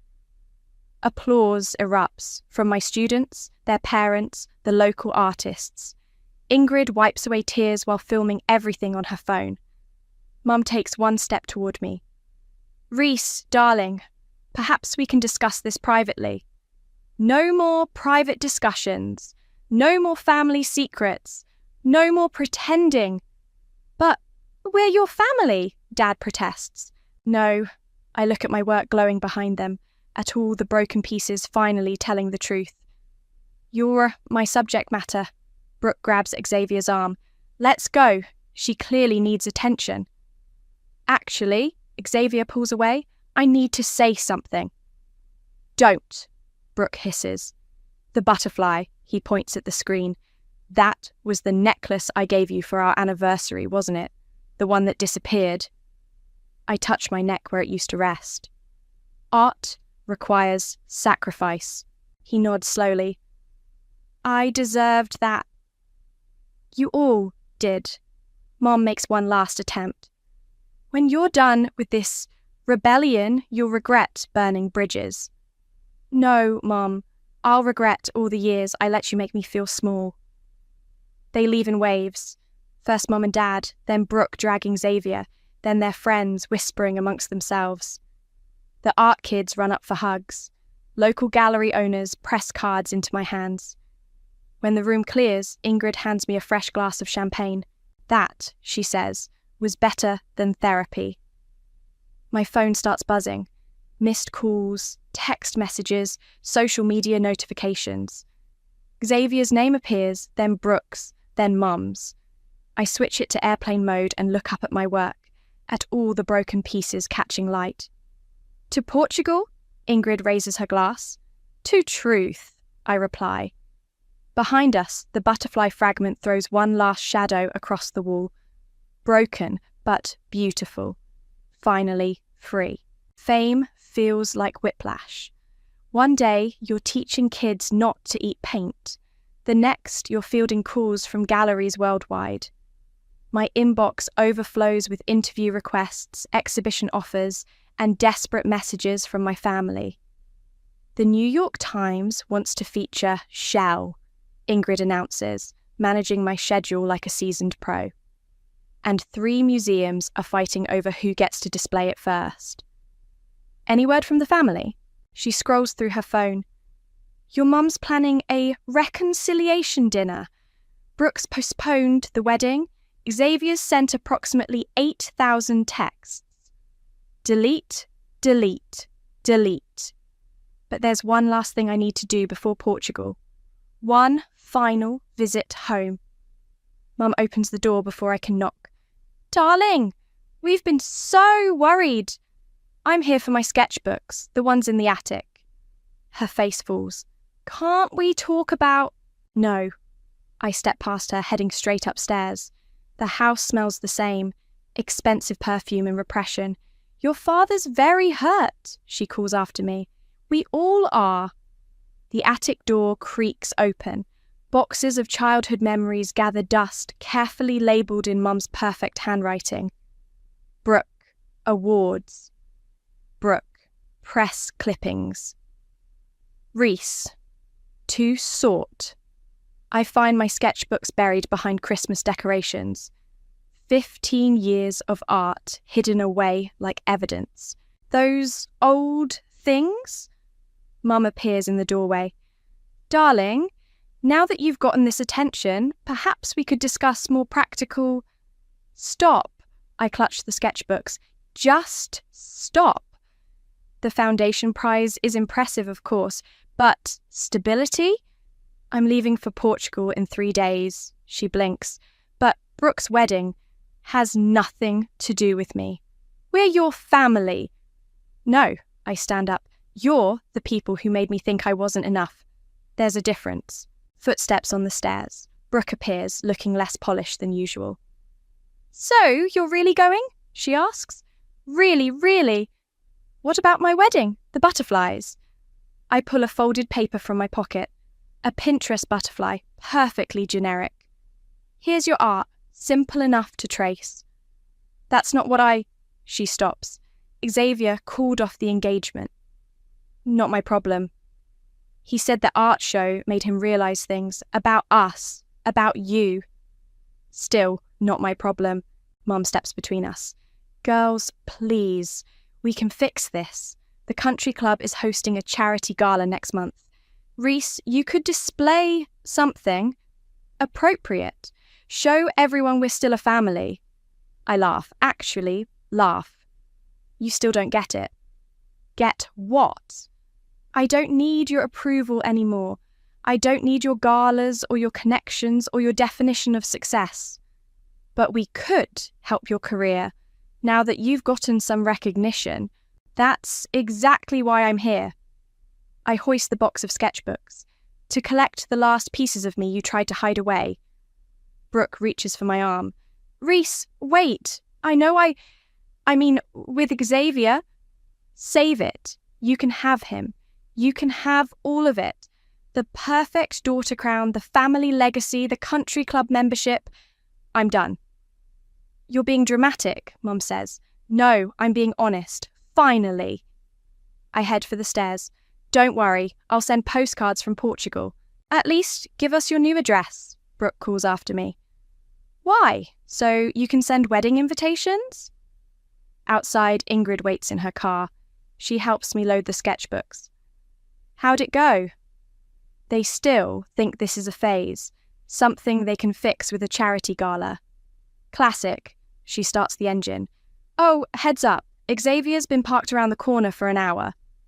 Right on cue, he approaches the car. Reese, please. I roll down the window.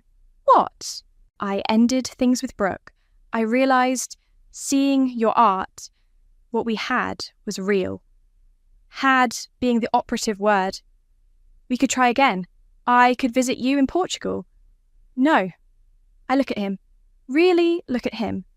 You're just another butterfly in the installation. Beautiful, broken, and behind glass where you belong. Reese. Goodbye, Xavier. Ingrid drives away as my phone lights up with messages. I delete them all except one. From Audrey. Lisbon. Studio is ready when you are. At home, I pack my life into 2 suitcases. My carry-on holds the most precious cargo. those dusty sketchbooks full of the artist I was always meant to be. Last chance to back out, Ingrid says, helping me pack. I pick up my one-way ticket to Portugal. No chances needed. Your mum will probably tell everyone you're having a breakdown in Europe. Let her. I'm done living in their frame. My phone buzzes one last time. A family group text from Mum. Please reconsider this rash decision. We love you. I type back 4 words. Love shouldn't hurt. Goodbye. Then I switch to airplane mode, permanently this time. The Lisbon sun hits different. Golden, honest, like it doesn't know how to lie. I'm sketching at my favourite cafe when Audrey's email arrives. Ready to judge next year's foundation prize? We need your perspective on the panel. My coffee goes cold as I stare at the invitation. Below it, a forwarded message from Mum. Dear Ms. Holland, I hope this reaches you. Reese isn't responding to our attempts to contact her. As her mother, I'm concerned about her isolation. Perhaps you could encourage her to reconnect with family. Her sister's wedding has been rescheduled. I close the email and call Ingrid instead. Judge? That's huge, she squeals. Also, your mum's getting desperate. She's been messaging me on LinkedIn. What does she want? The usual, your address, your phone number, promises that Brooks worked through her issues with Xavier. And Xavier? Radio silence since he moved to Seattle. Brooks dating some investment banker now. I add shadows to my sketch, a new piece exploring the geometry of freedom. My studio windows face the ocean, and sometimes the light plays tricks, making everything look like broken glass. They found out about your solo show, Ingrid continues. The one in Paris next month? Your dad's telling people he always supported your creative pursuits. Funny how success changes their story. Want to hear something really funny? That community centre where you taught? They just got a massive anonymous donation for their art programme, enough to hire 3 full-time teachers. I smile. Yeah, how mysterious. You're terrible at anonymous. Speaking of terrible, how's my replacement butterfly artist doing? Brooke went with clip art for the new wedding invitations. Very practical. My phone buzzes. Mom again, probably. I let it go to voicemail. Miss them? Ingrid asks softly. I miss who I wanted them to be. I look at my current work in progress.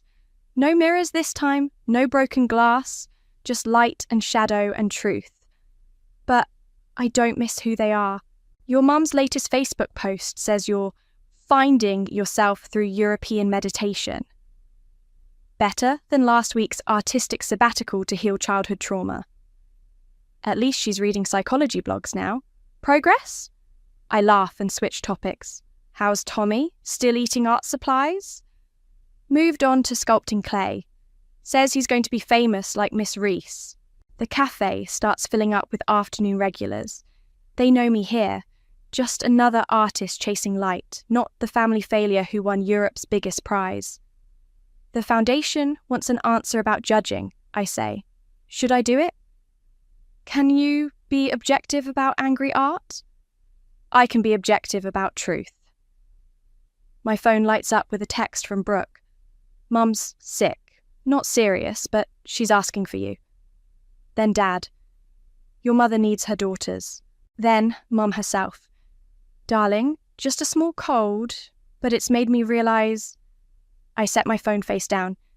They're playing the sick card. Classic manipulation, Ingrid confirms.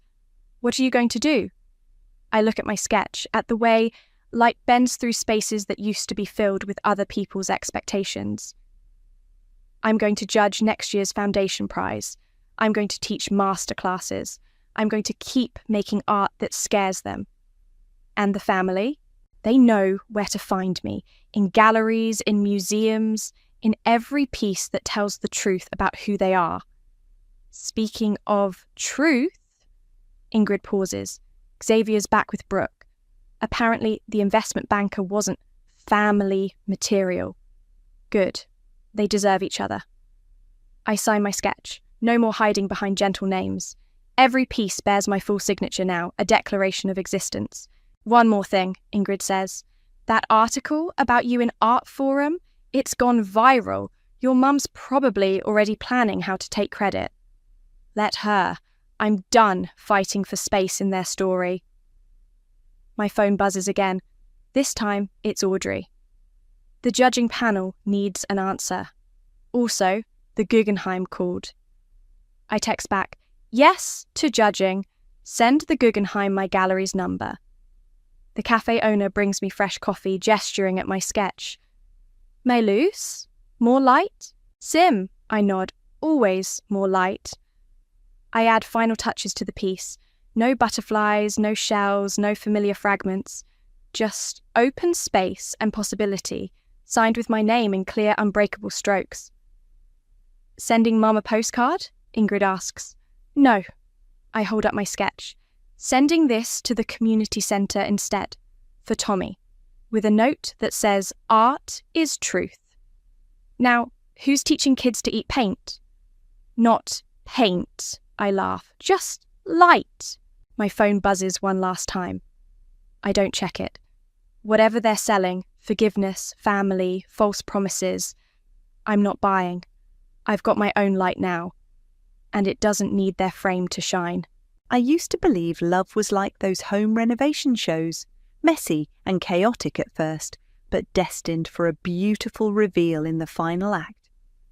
That was before I found out my husband had been renovating our marriage into his own personal profit scheme. My name is Zariah, and 3 months ago I thought I was living my dream life. Harrison and I were celebrating the completion of our dream home renovation, a stunning colonial revival that we'd poured our hearts, souls, and my entire inheritance into transforming.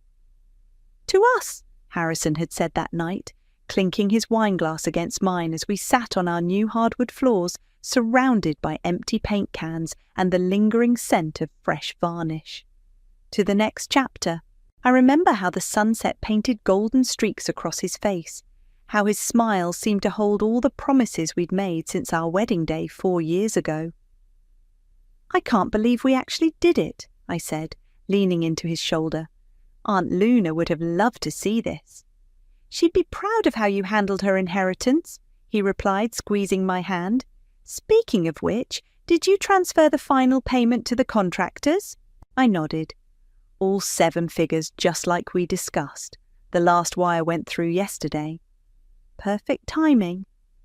He kissed my forehead, but now, when I replay that moment, I catch the calculated precision in his gesture. The bank needed everything squared away before finalising the loan restructure. Still wish you'd let me put my name on the deed, I said, trying to keep my tone light. It feels weird having poured my entire inheritance into a house that's technically just yours. It's just paperwork, baby. You know I had to keep it this way for the commercial loans. He stood up, stretching. Besides, what's mine is yours, right? Wrong. The next morning, I was humming in our brand new kitchen, making coffee in the fancy machine Harrison had insisted we needed, when he walked in wearing his business meeting suit, the one he only wore for closing major deals. We need to talk, he said, placing a manila envelope on our quartz countertop. I remember how the coffee machine's steam hissed, filling the silence between us. About what? I'm filing for divorce. The mug slipped from my hand, shattering against the Italian tile we'd spent weeks selecting together. What? Harrison, if this is a joke. It's not. His voice was ice-cold, clinical. My lawyer has prepared everything.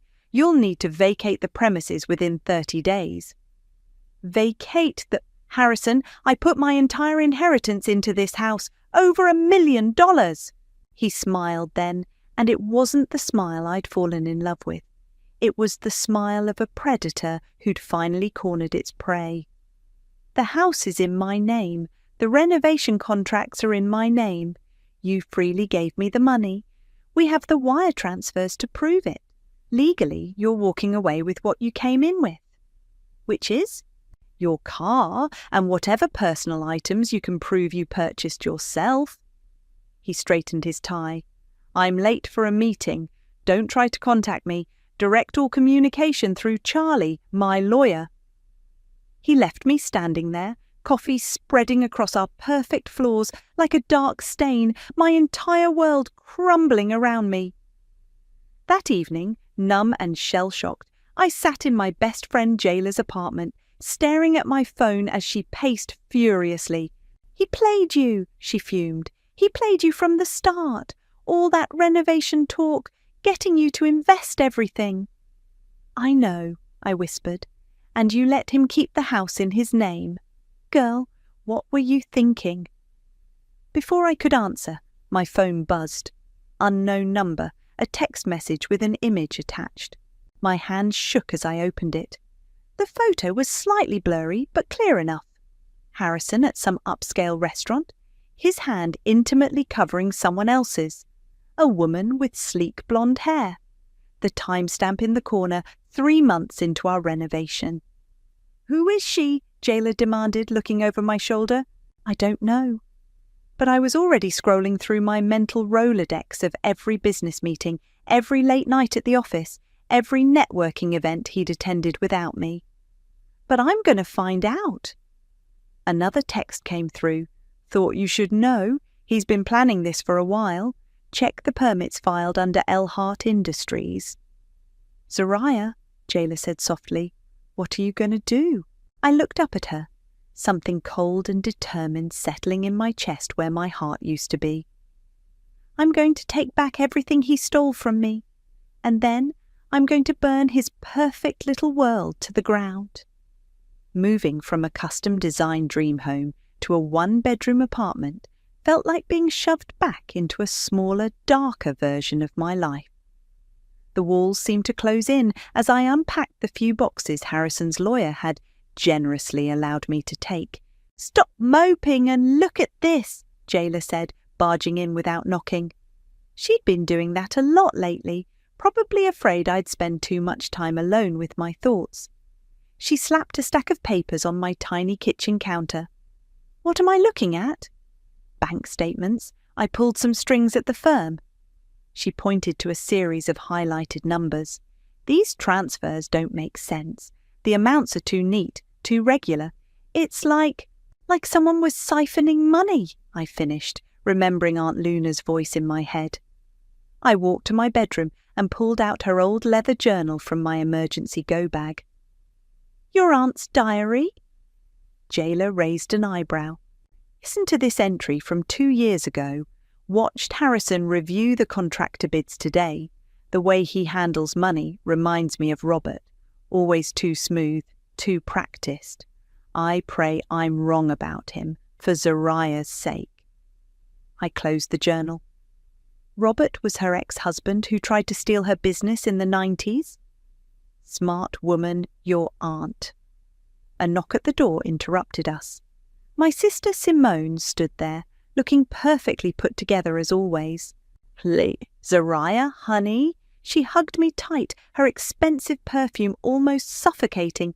"I came as soon as I heard. What a nightmare." "Thanks for coming," I said, stepping back. Something felt off about her enthusiasm. "You know what you need to do?" Simone perched on my second-hand couch like it might bite her. "Just move on, start fresh. Maybe this is Karma's way of saying that money was never really meant for you anyway." I froze. "What's that supposed to mean?" "Well," she twisted her rings nervously, "you know Aunt Luna was different near the end, making strange decisions, changing her will so suddenly." "Simone," I cut her off, "if you're here to argue about the inheritance again—" No, I'm here to help." She stood up quickly. "I just think you should focus on healing instead of whatever this is." She gestured at the papers spread across my counter. Jayla, who'd been unusually quiet, suddenly spoke up. "Actually, we're meeting someone who might be able to help with whatever this is in about—" She checked her phone. "20 minutes. You're welcome to join us, Simone." My sister's smile tightened. "Rain check. I have a lunch date." She hugged me again, whispering, "Don't do anything rash, okay?" After she left, Jayla turned to me. Something's not right with her. She's just being Simone, I sighed, always thinking she deserved Aunt Luna's money more than me. No, it's something else. But never mind that now. We need to go meet Ishmael.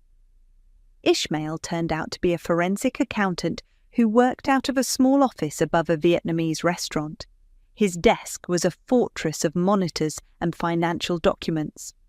"These are the renovation payment records?" he asked, scanning through files on his main screen. Everything I could access," I confirmed. "Harrison kept most of the paperwork for tax purposes." Ishmael's fingers flew across his keyboard. "Interesting pattern here. 5 major wire transfers, each one coinciding with a renovation milestone. But look at the routing numbers." He pointed to a sequence of digits. "These aren't going to contractors. They're being routed through a series of shell companies before landing in offshore accounts." "Can you trace them?" Jayla asked. "Given time." He adjusted his glasses. "But what's more interesting is the timing. These transfers started exactly 2 weeks after you received your inheritance." My stomach churned. He was planning this from the beginning. "Most likely." Ishmael pulled up another screen. "And there's something else. These accounts, they're linked to a company registered to someone named L. Hart." The mysterious text message flashed in my mind. L. Hart Industries. "How much?" I asked, my voice barely a whisper. "Based on these transactions?" Ishmael looked up at me. "Just over $500,000.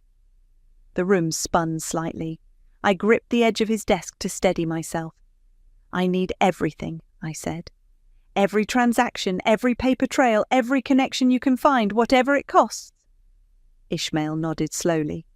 "Give me 3 days." As Jayla and I left the office, my phone buzzed with a text from an unknown number. "Check your email. You'll want to see who your husband had dinner with last night." I opened my email to find a photo attachment. The same blonde woman from the previous picture, now crystal clear, walking out of an upscale restaurant with Harrison.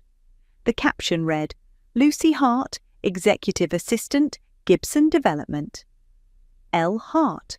The pieces were starting to fall into place, and the picture they formed made my blood boil. I didn't plan to confront Harrison at his office, but when I saw him through the glass walls of Gibson Development, lounging at his desk like nothing had changed, something snapped inside me. "Ma'am, you can't," his receptionist started, but I was already pushing through the door. $500,000, Harrison." My voice was steady, surprising even me. "That's what you and Lucy were worth." He looked up slowly, a smirk playing at the corners of his mouth. "I was wondering when you'd figure it out." "Figure what out? That you've been stealing my money? That you've been sleeping with your assistant?" "Executive assistant," he corrected, standing up. "And Lucy understands the value of strategic partnerships. Unlike you, who just handed over your inheritance like a child giving away candy." The door opened behind me. Lucy Hart herself walked in, freezing when she saw me. She was younger than I expected, probably fresh out of college when Harrison hired her. "Oh," she said, clutching her tablet. "Should I come back?" "No, stay." Harrison's smile turned cruel. "Zariah was just leaving." "Like hell I am." I turned to Lucy. "Did he promise you everything? The house, the happy ending? Because that was my role 6 months ago." Lucy's perfectly maintained composure cracked slightly. "I don't know what you're talking about." "The prenup," I said, turning back to Harrison. "I want it." He laughed. "The one that was destroyed in that unfortunate pipe burst 2 years ago. Good luck finding it." A memory hit me like lightning. Aunt Luna's voice, stern and insistent. "Always keep copies, Zariah, especially of things men tell you not to worry about." "We'll see about that," I said, heading for the door. I stopped next to Lucy. "When he's done with you, don't say nobody warned you." Back in my apartment, I dug through my boxes until I found Aunt Luna's old key ring. The storage unit key was still there, small and brass and potentially worth everything. You really think your aunt kept a copy? Jailer asked over the phone. She kept everything, said you never know when paper becomes power. I grabbed my car keys. Meet me there. The storage facility was on the outskirts of town, a maze of identical metal doors. Unit 247 looked exactly as it had the day we cleared out Luna's house, down to the heavy padlock. Jailer arrived as I was struggling with the key. Let me help before you break it. Inside, boxes lined the walls in perfect order, each labelled in Luna's precise handwriting. It took us 20 minutes to find the one marked LP Holdings, legal. Eek, here, Jailer said, pulling out a thick manila envelope. Holy shit, Zariah! Inside was our prenuptial agreement, perfectly preserved, with a post-it note in Luna's handwriting. If he ever tries to play you, Zariah, flip the board. This changes everything, Jailer whispered, scanning the document. The house, the investments, the renovation costs. It's all covered. He can't touch any of it without proving he didn't commit fraud.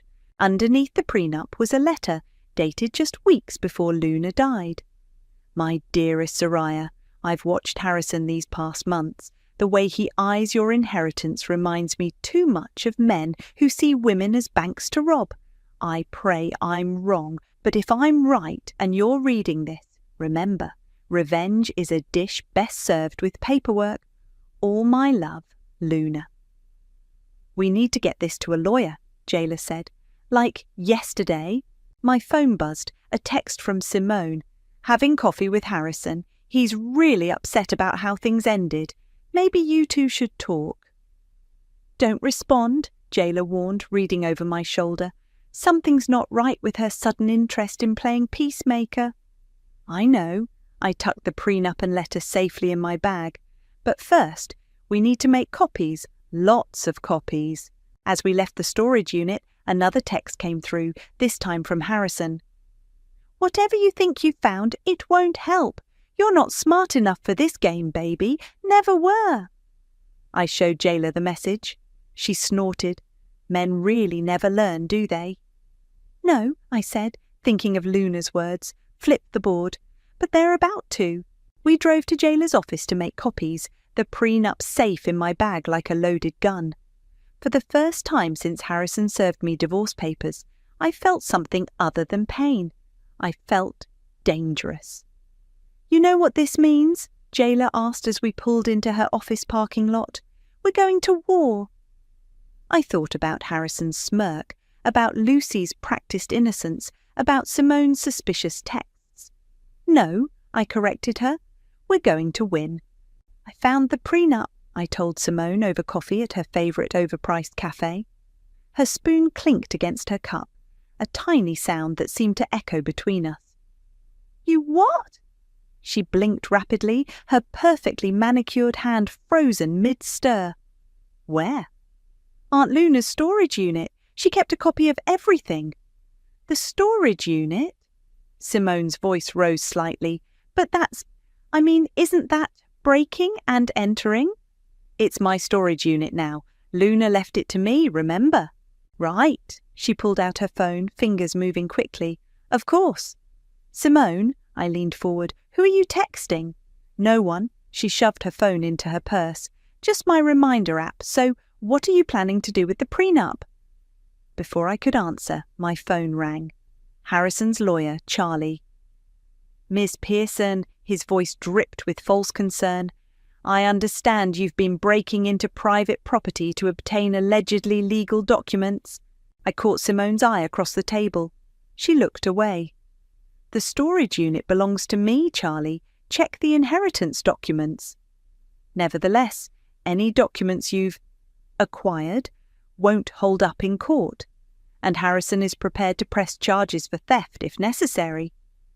I ended the call and stood up slowly. You told him? Zariah, please. Simone reached for my hand. Harrison's just trying to protect what's his. He told me about your emotional state lately. My emotional state? I yanked my hand away. He stole my inheritance. He said you gave it to him freely. She lowered her voice as other customers turned to stare. And maybe he deserved it more. I mean, what were you going to do with all that money anyway? Why are you on his side? Because he offered me a deal. The words burst out of her like she couldn't hold them anymore. 20% of the property value once it sells. He said I deserved something after Luna cut me out. The cafe seemed to spin around me. You sold me out for a commission? It's not like that. My phone buzzed again. A voicemail notification from an unknown number. I played it on speaker, Luna's voice filling the space between us. Zariah, if you're hearing this, I've passed on, and if Simone ever sides with him, know that she betrayed me too. The money she claims I stole from her? Ask her about the art gallery scheme. Ask her why I really changed my will. Simone's face went white. The cafe door burst open and Jailer stormed in, fury radiating off her like heat. You backstabbing little snake! Jailer, don't, I started. No, she needs to hear this. Jailer slammed her hands on our table. Harrison's been playing you, Simone. That 20%, it's coming from a property he's already underwater on. I just got the financial records from Ishmael.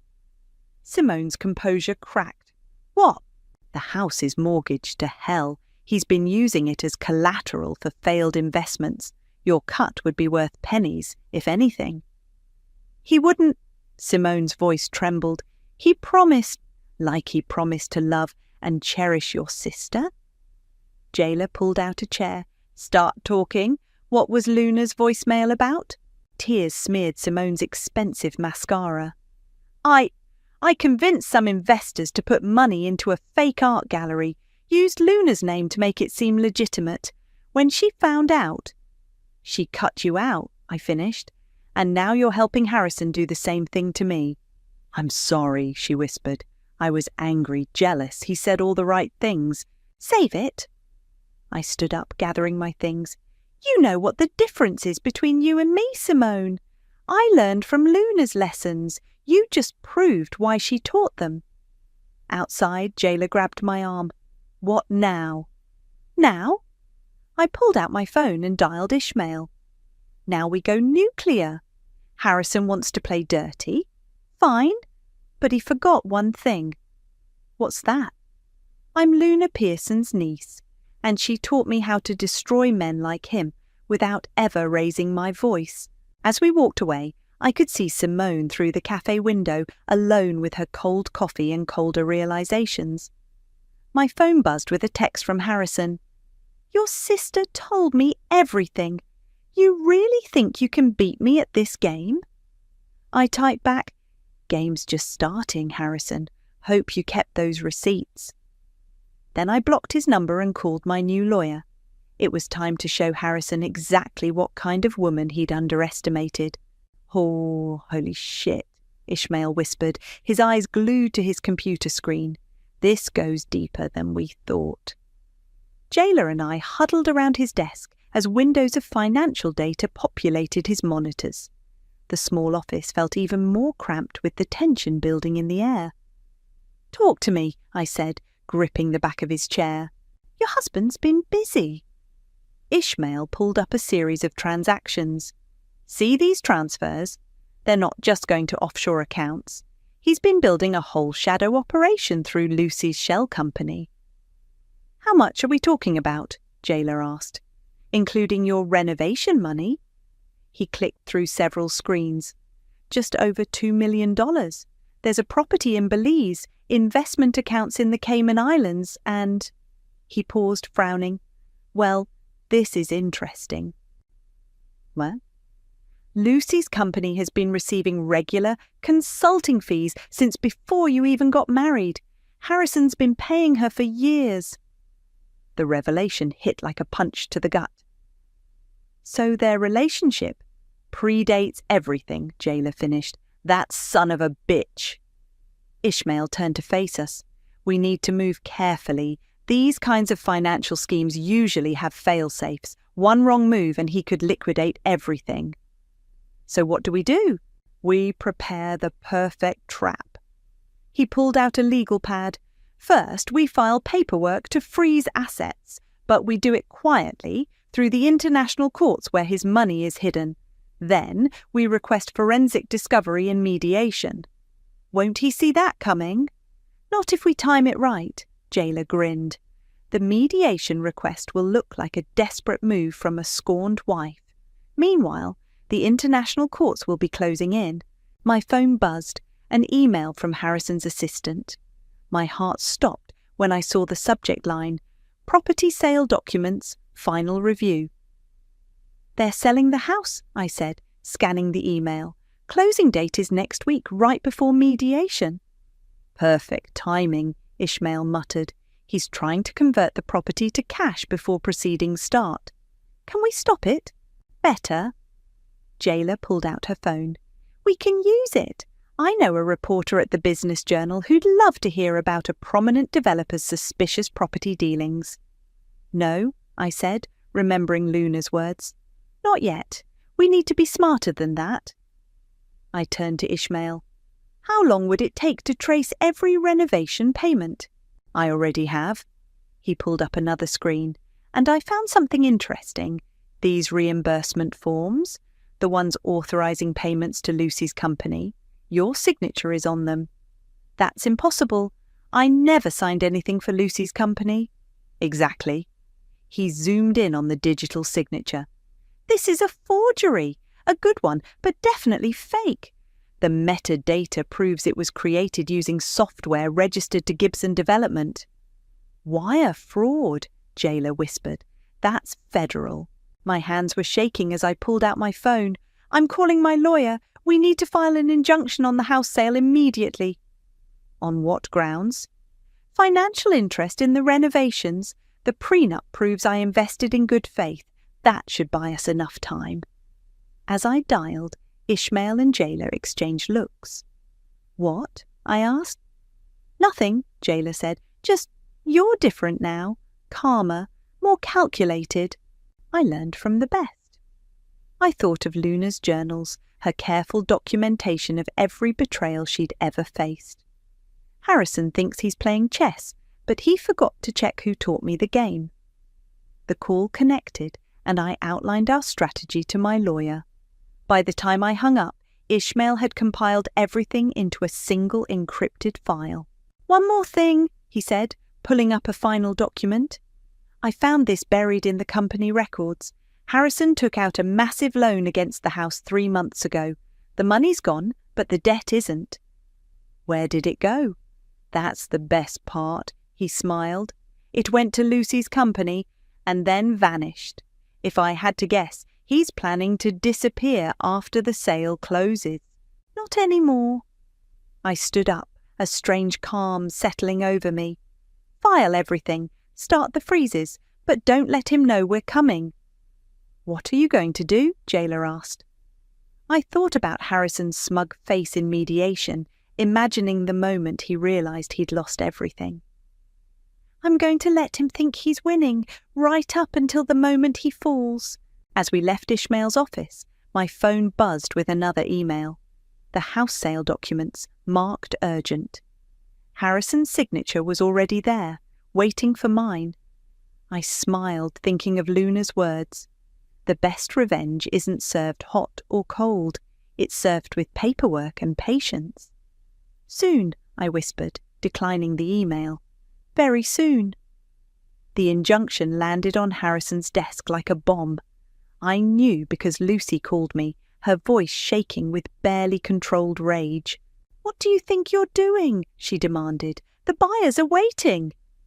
Tell Harrison if he wants to sell my investment, he needs my signature, for real this time, not the forged ones you've been using. Silence crackled over the line. I don't know what you're talking about. No. Maybe the FBI will help refresh your memory. She hung up. 10 minutes later, Harrison called. You're making a mistake, he said, his voice dangerously quiet. I was willing to be generous in mediation. Generous? I laughed. Like you were generous with my inheritance? I built that house into something spectacular. All you did was write checks. Funny you should mention checks. I glanced at Ishmael across my kitchen table, where he was tracking international account movements in real time. How's the Belize property doing? The sharp intake of breath on his end was worth every sleepless night I'd spent planning this. Who told you about? Does it matter? What matters is that in about... I checked my watch. 30 minutes. Courts in 3 countries will receive evidence of your offshore accounts. Unless... Unless what? His composure was cracking. Meet me at the house. 1 hour, come alone. I hung up before he could respond. Jayla, who'd been recording the call, stopped the recording. You really think he'll come? She asked. He'll come. His ego won't let him ignore the challenge. The house looked different as I pulled into the driveway, smaller somehow. Harrison's car was already there, and he stood on the porch like he owned it, which technically he still did. For now. Where's Lucy? I asked, climbing the steps. Where's your lawyer? Fair enough. I unlocked the door with my old key. Shall we? Inside, the house smelled of fresh paint and broken promises. Harrison followed me to the kitchen, our kitchen, where he'd served me divorce papers just months ago. What do you want, Zariah? To understand. I leaned against the counter. Was any of it real? Us? This house? Or was I just a convenient bank account? Something flickered across his face. Regret, maybe, or just annoyance at being questioned. Does it matter now? It matters to the SEC. They're very interested in how you've been moving money through Lucy's company. He stepped closer, using his height to intimidate. You're bluffing. Am I? I pulled out my phone, showing him Ishmael's latest report. Your accounts in Belize are already frozen. Cayman Islands too. Lucy's company is being audited as we speak. You bitch, he whispered, but I heard the fear beneath the anger. Here's what's going to happen, I continued calmly. You're going to transfer the house back to me. Fair compensation for my stolen inheritance. In exchange, I won't send this evidence to the FBI. You expect me to believe you just let it go? No, I smiled, channeling Luna's steel. I expect you to realize it's your only option. My phone buzzed, a text from Jayla. FBI just got an anonymous tip about wire fraud. Oops. Oh, I said, showing him the message. Looks like someone beat me to it. Guess my offer expires now. The colour drained from his face. You can't prove anything. Those forged signatures say otherwise, not to mention the offshore accounts, the shell companies, the mysterious loans. I headed for the door. Better call your lawyer, Harrison. The good one, not Charlie. Wait, his voice cracked. What do you want? Really? I turned back, seeing him clearly for the first time. Not the powerful man I'd married, but a cornered fraud desperately trying to save himself. I want you to remember something, I said quietly. Every time you look in the mirror, every time you see another woman with money in her eyes, remember this moment. Remember how it feels to lose everything because you underestimated the wrong woman. I left him standing in our perfect kitchen, surrounded by the ruins of his schemes. Outside, Jayla waited in her car. How'd it go? Give it an hour, I said, sliding into the passenger seat. His lawyer will call with surrender terms. And if he doesn't? My phone buzzed again, an email from Ishmael. More accounts found, more evidence gathered. The net was closing. Then we do this the hard way. I thought of Luna's words in her final letter. Sometimes the best revenge is letting karma do its work while you watch from the front row. Either way, I said, mediation should be interesting. Jayla started the car, grinning. Front row seats to karma, wouldn't miss it for the world. The mediation room felt like a theatre before a performance. Harrison sat across the table with Charlie, both wearing identical smug expressions. Lucy hovered by the door like an anxious understudy, her designer outfit failing to hide her nervousness. Let's begin, the mediator said, shuffling her papers. Mr. Gibson's team has prepared an initial offer. Charlie slid a document across the table. Ms. Pearson can keep her vehicle and personal effects. In exchange, she drops all claims to the property and signs an NDA. My lawyer, Patricia, didn't even touch the paper. Is this a joke? We believe it's more than fair, Harrison said, straightening his tie. Considering the circumstances. My hands trembled slightly under the table, not from fear, from anticipation. I caught Jayla's eye where she sat in the corner, taking notes. She gave me the tiniest nod. Actually, Patricia said, opening her briefcase, we have a counteroffer. Counteroffer? Charlie laughed. There's nothing to counter. The house is in my client's name. Patricia pulled out a thick folder. Let's talk about names, shall we? Specifically, the names on these offshore accounts. The colour drained from Harrison's face. We have documented evidence of systematic fraud, Patricia continued, laying out papers like playing cards. Wire transfers to shell companies, forged signatures, hidden assets. Charlie grabbed the documents, flipping through them frantically. These are confidential business records. How did you get them legally? Patricia smiled.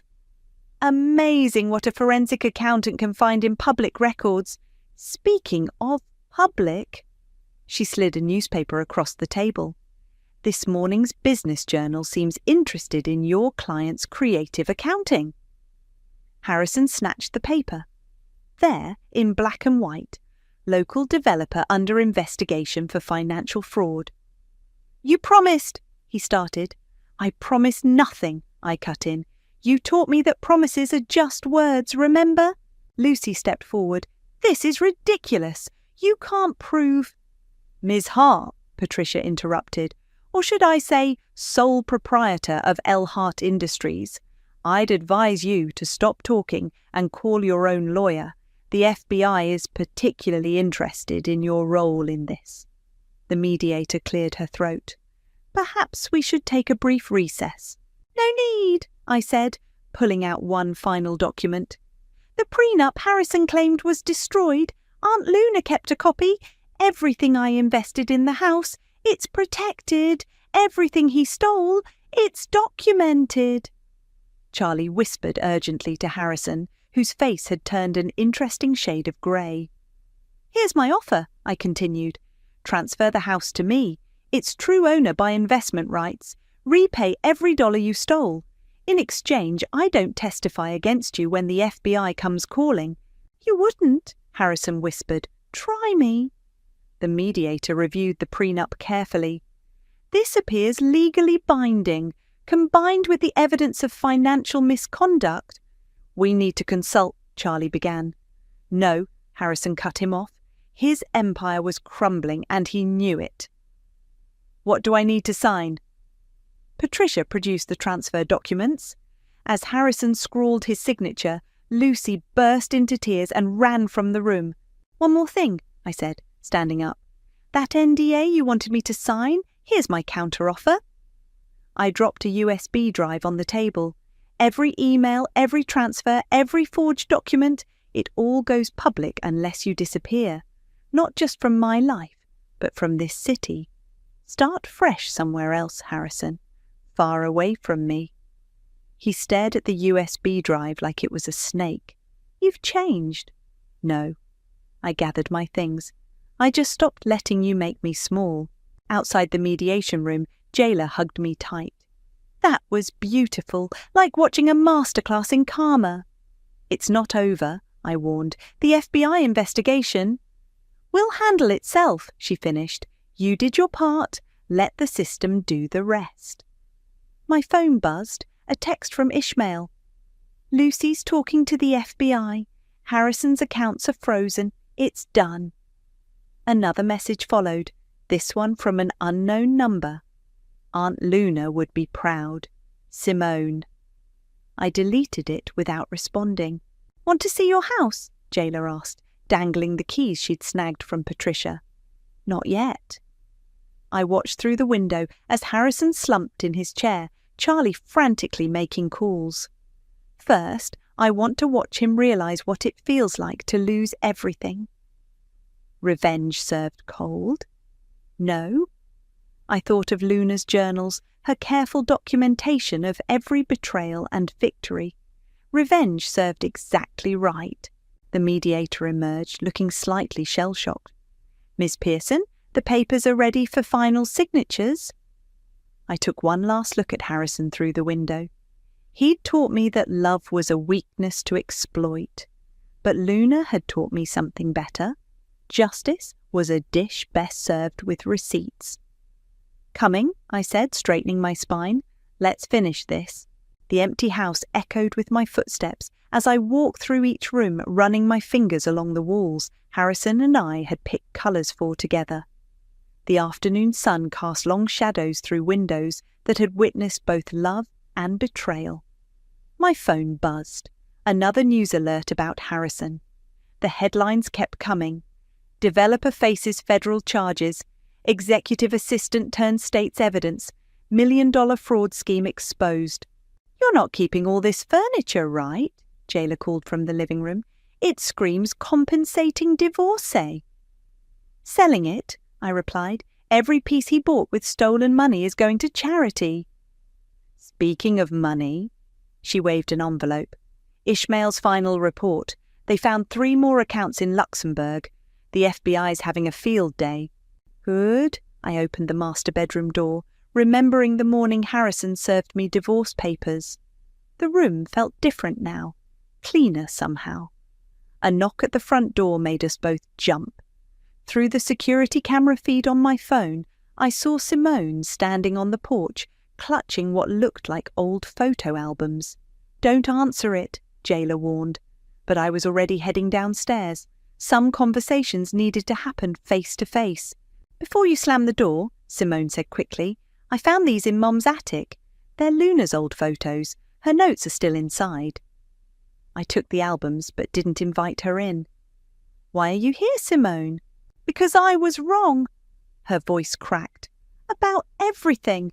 The art gallery scheme. Luna didn't just cut me off. She tried to help me first. I found the letters where she offered to pay for business school to teach me legitimate investing." She wiped her eyes. "I was too proud, too angry, just like with you." "And Harrison? Turned out that 20% he promised me, it was tied to one of his frozen accounts. I got played too." She laughed bitterly.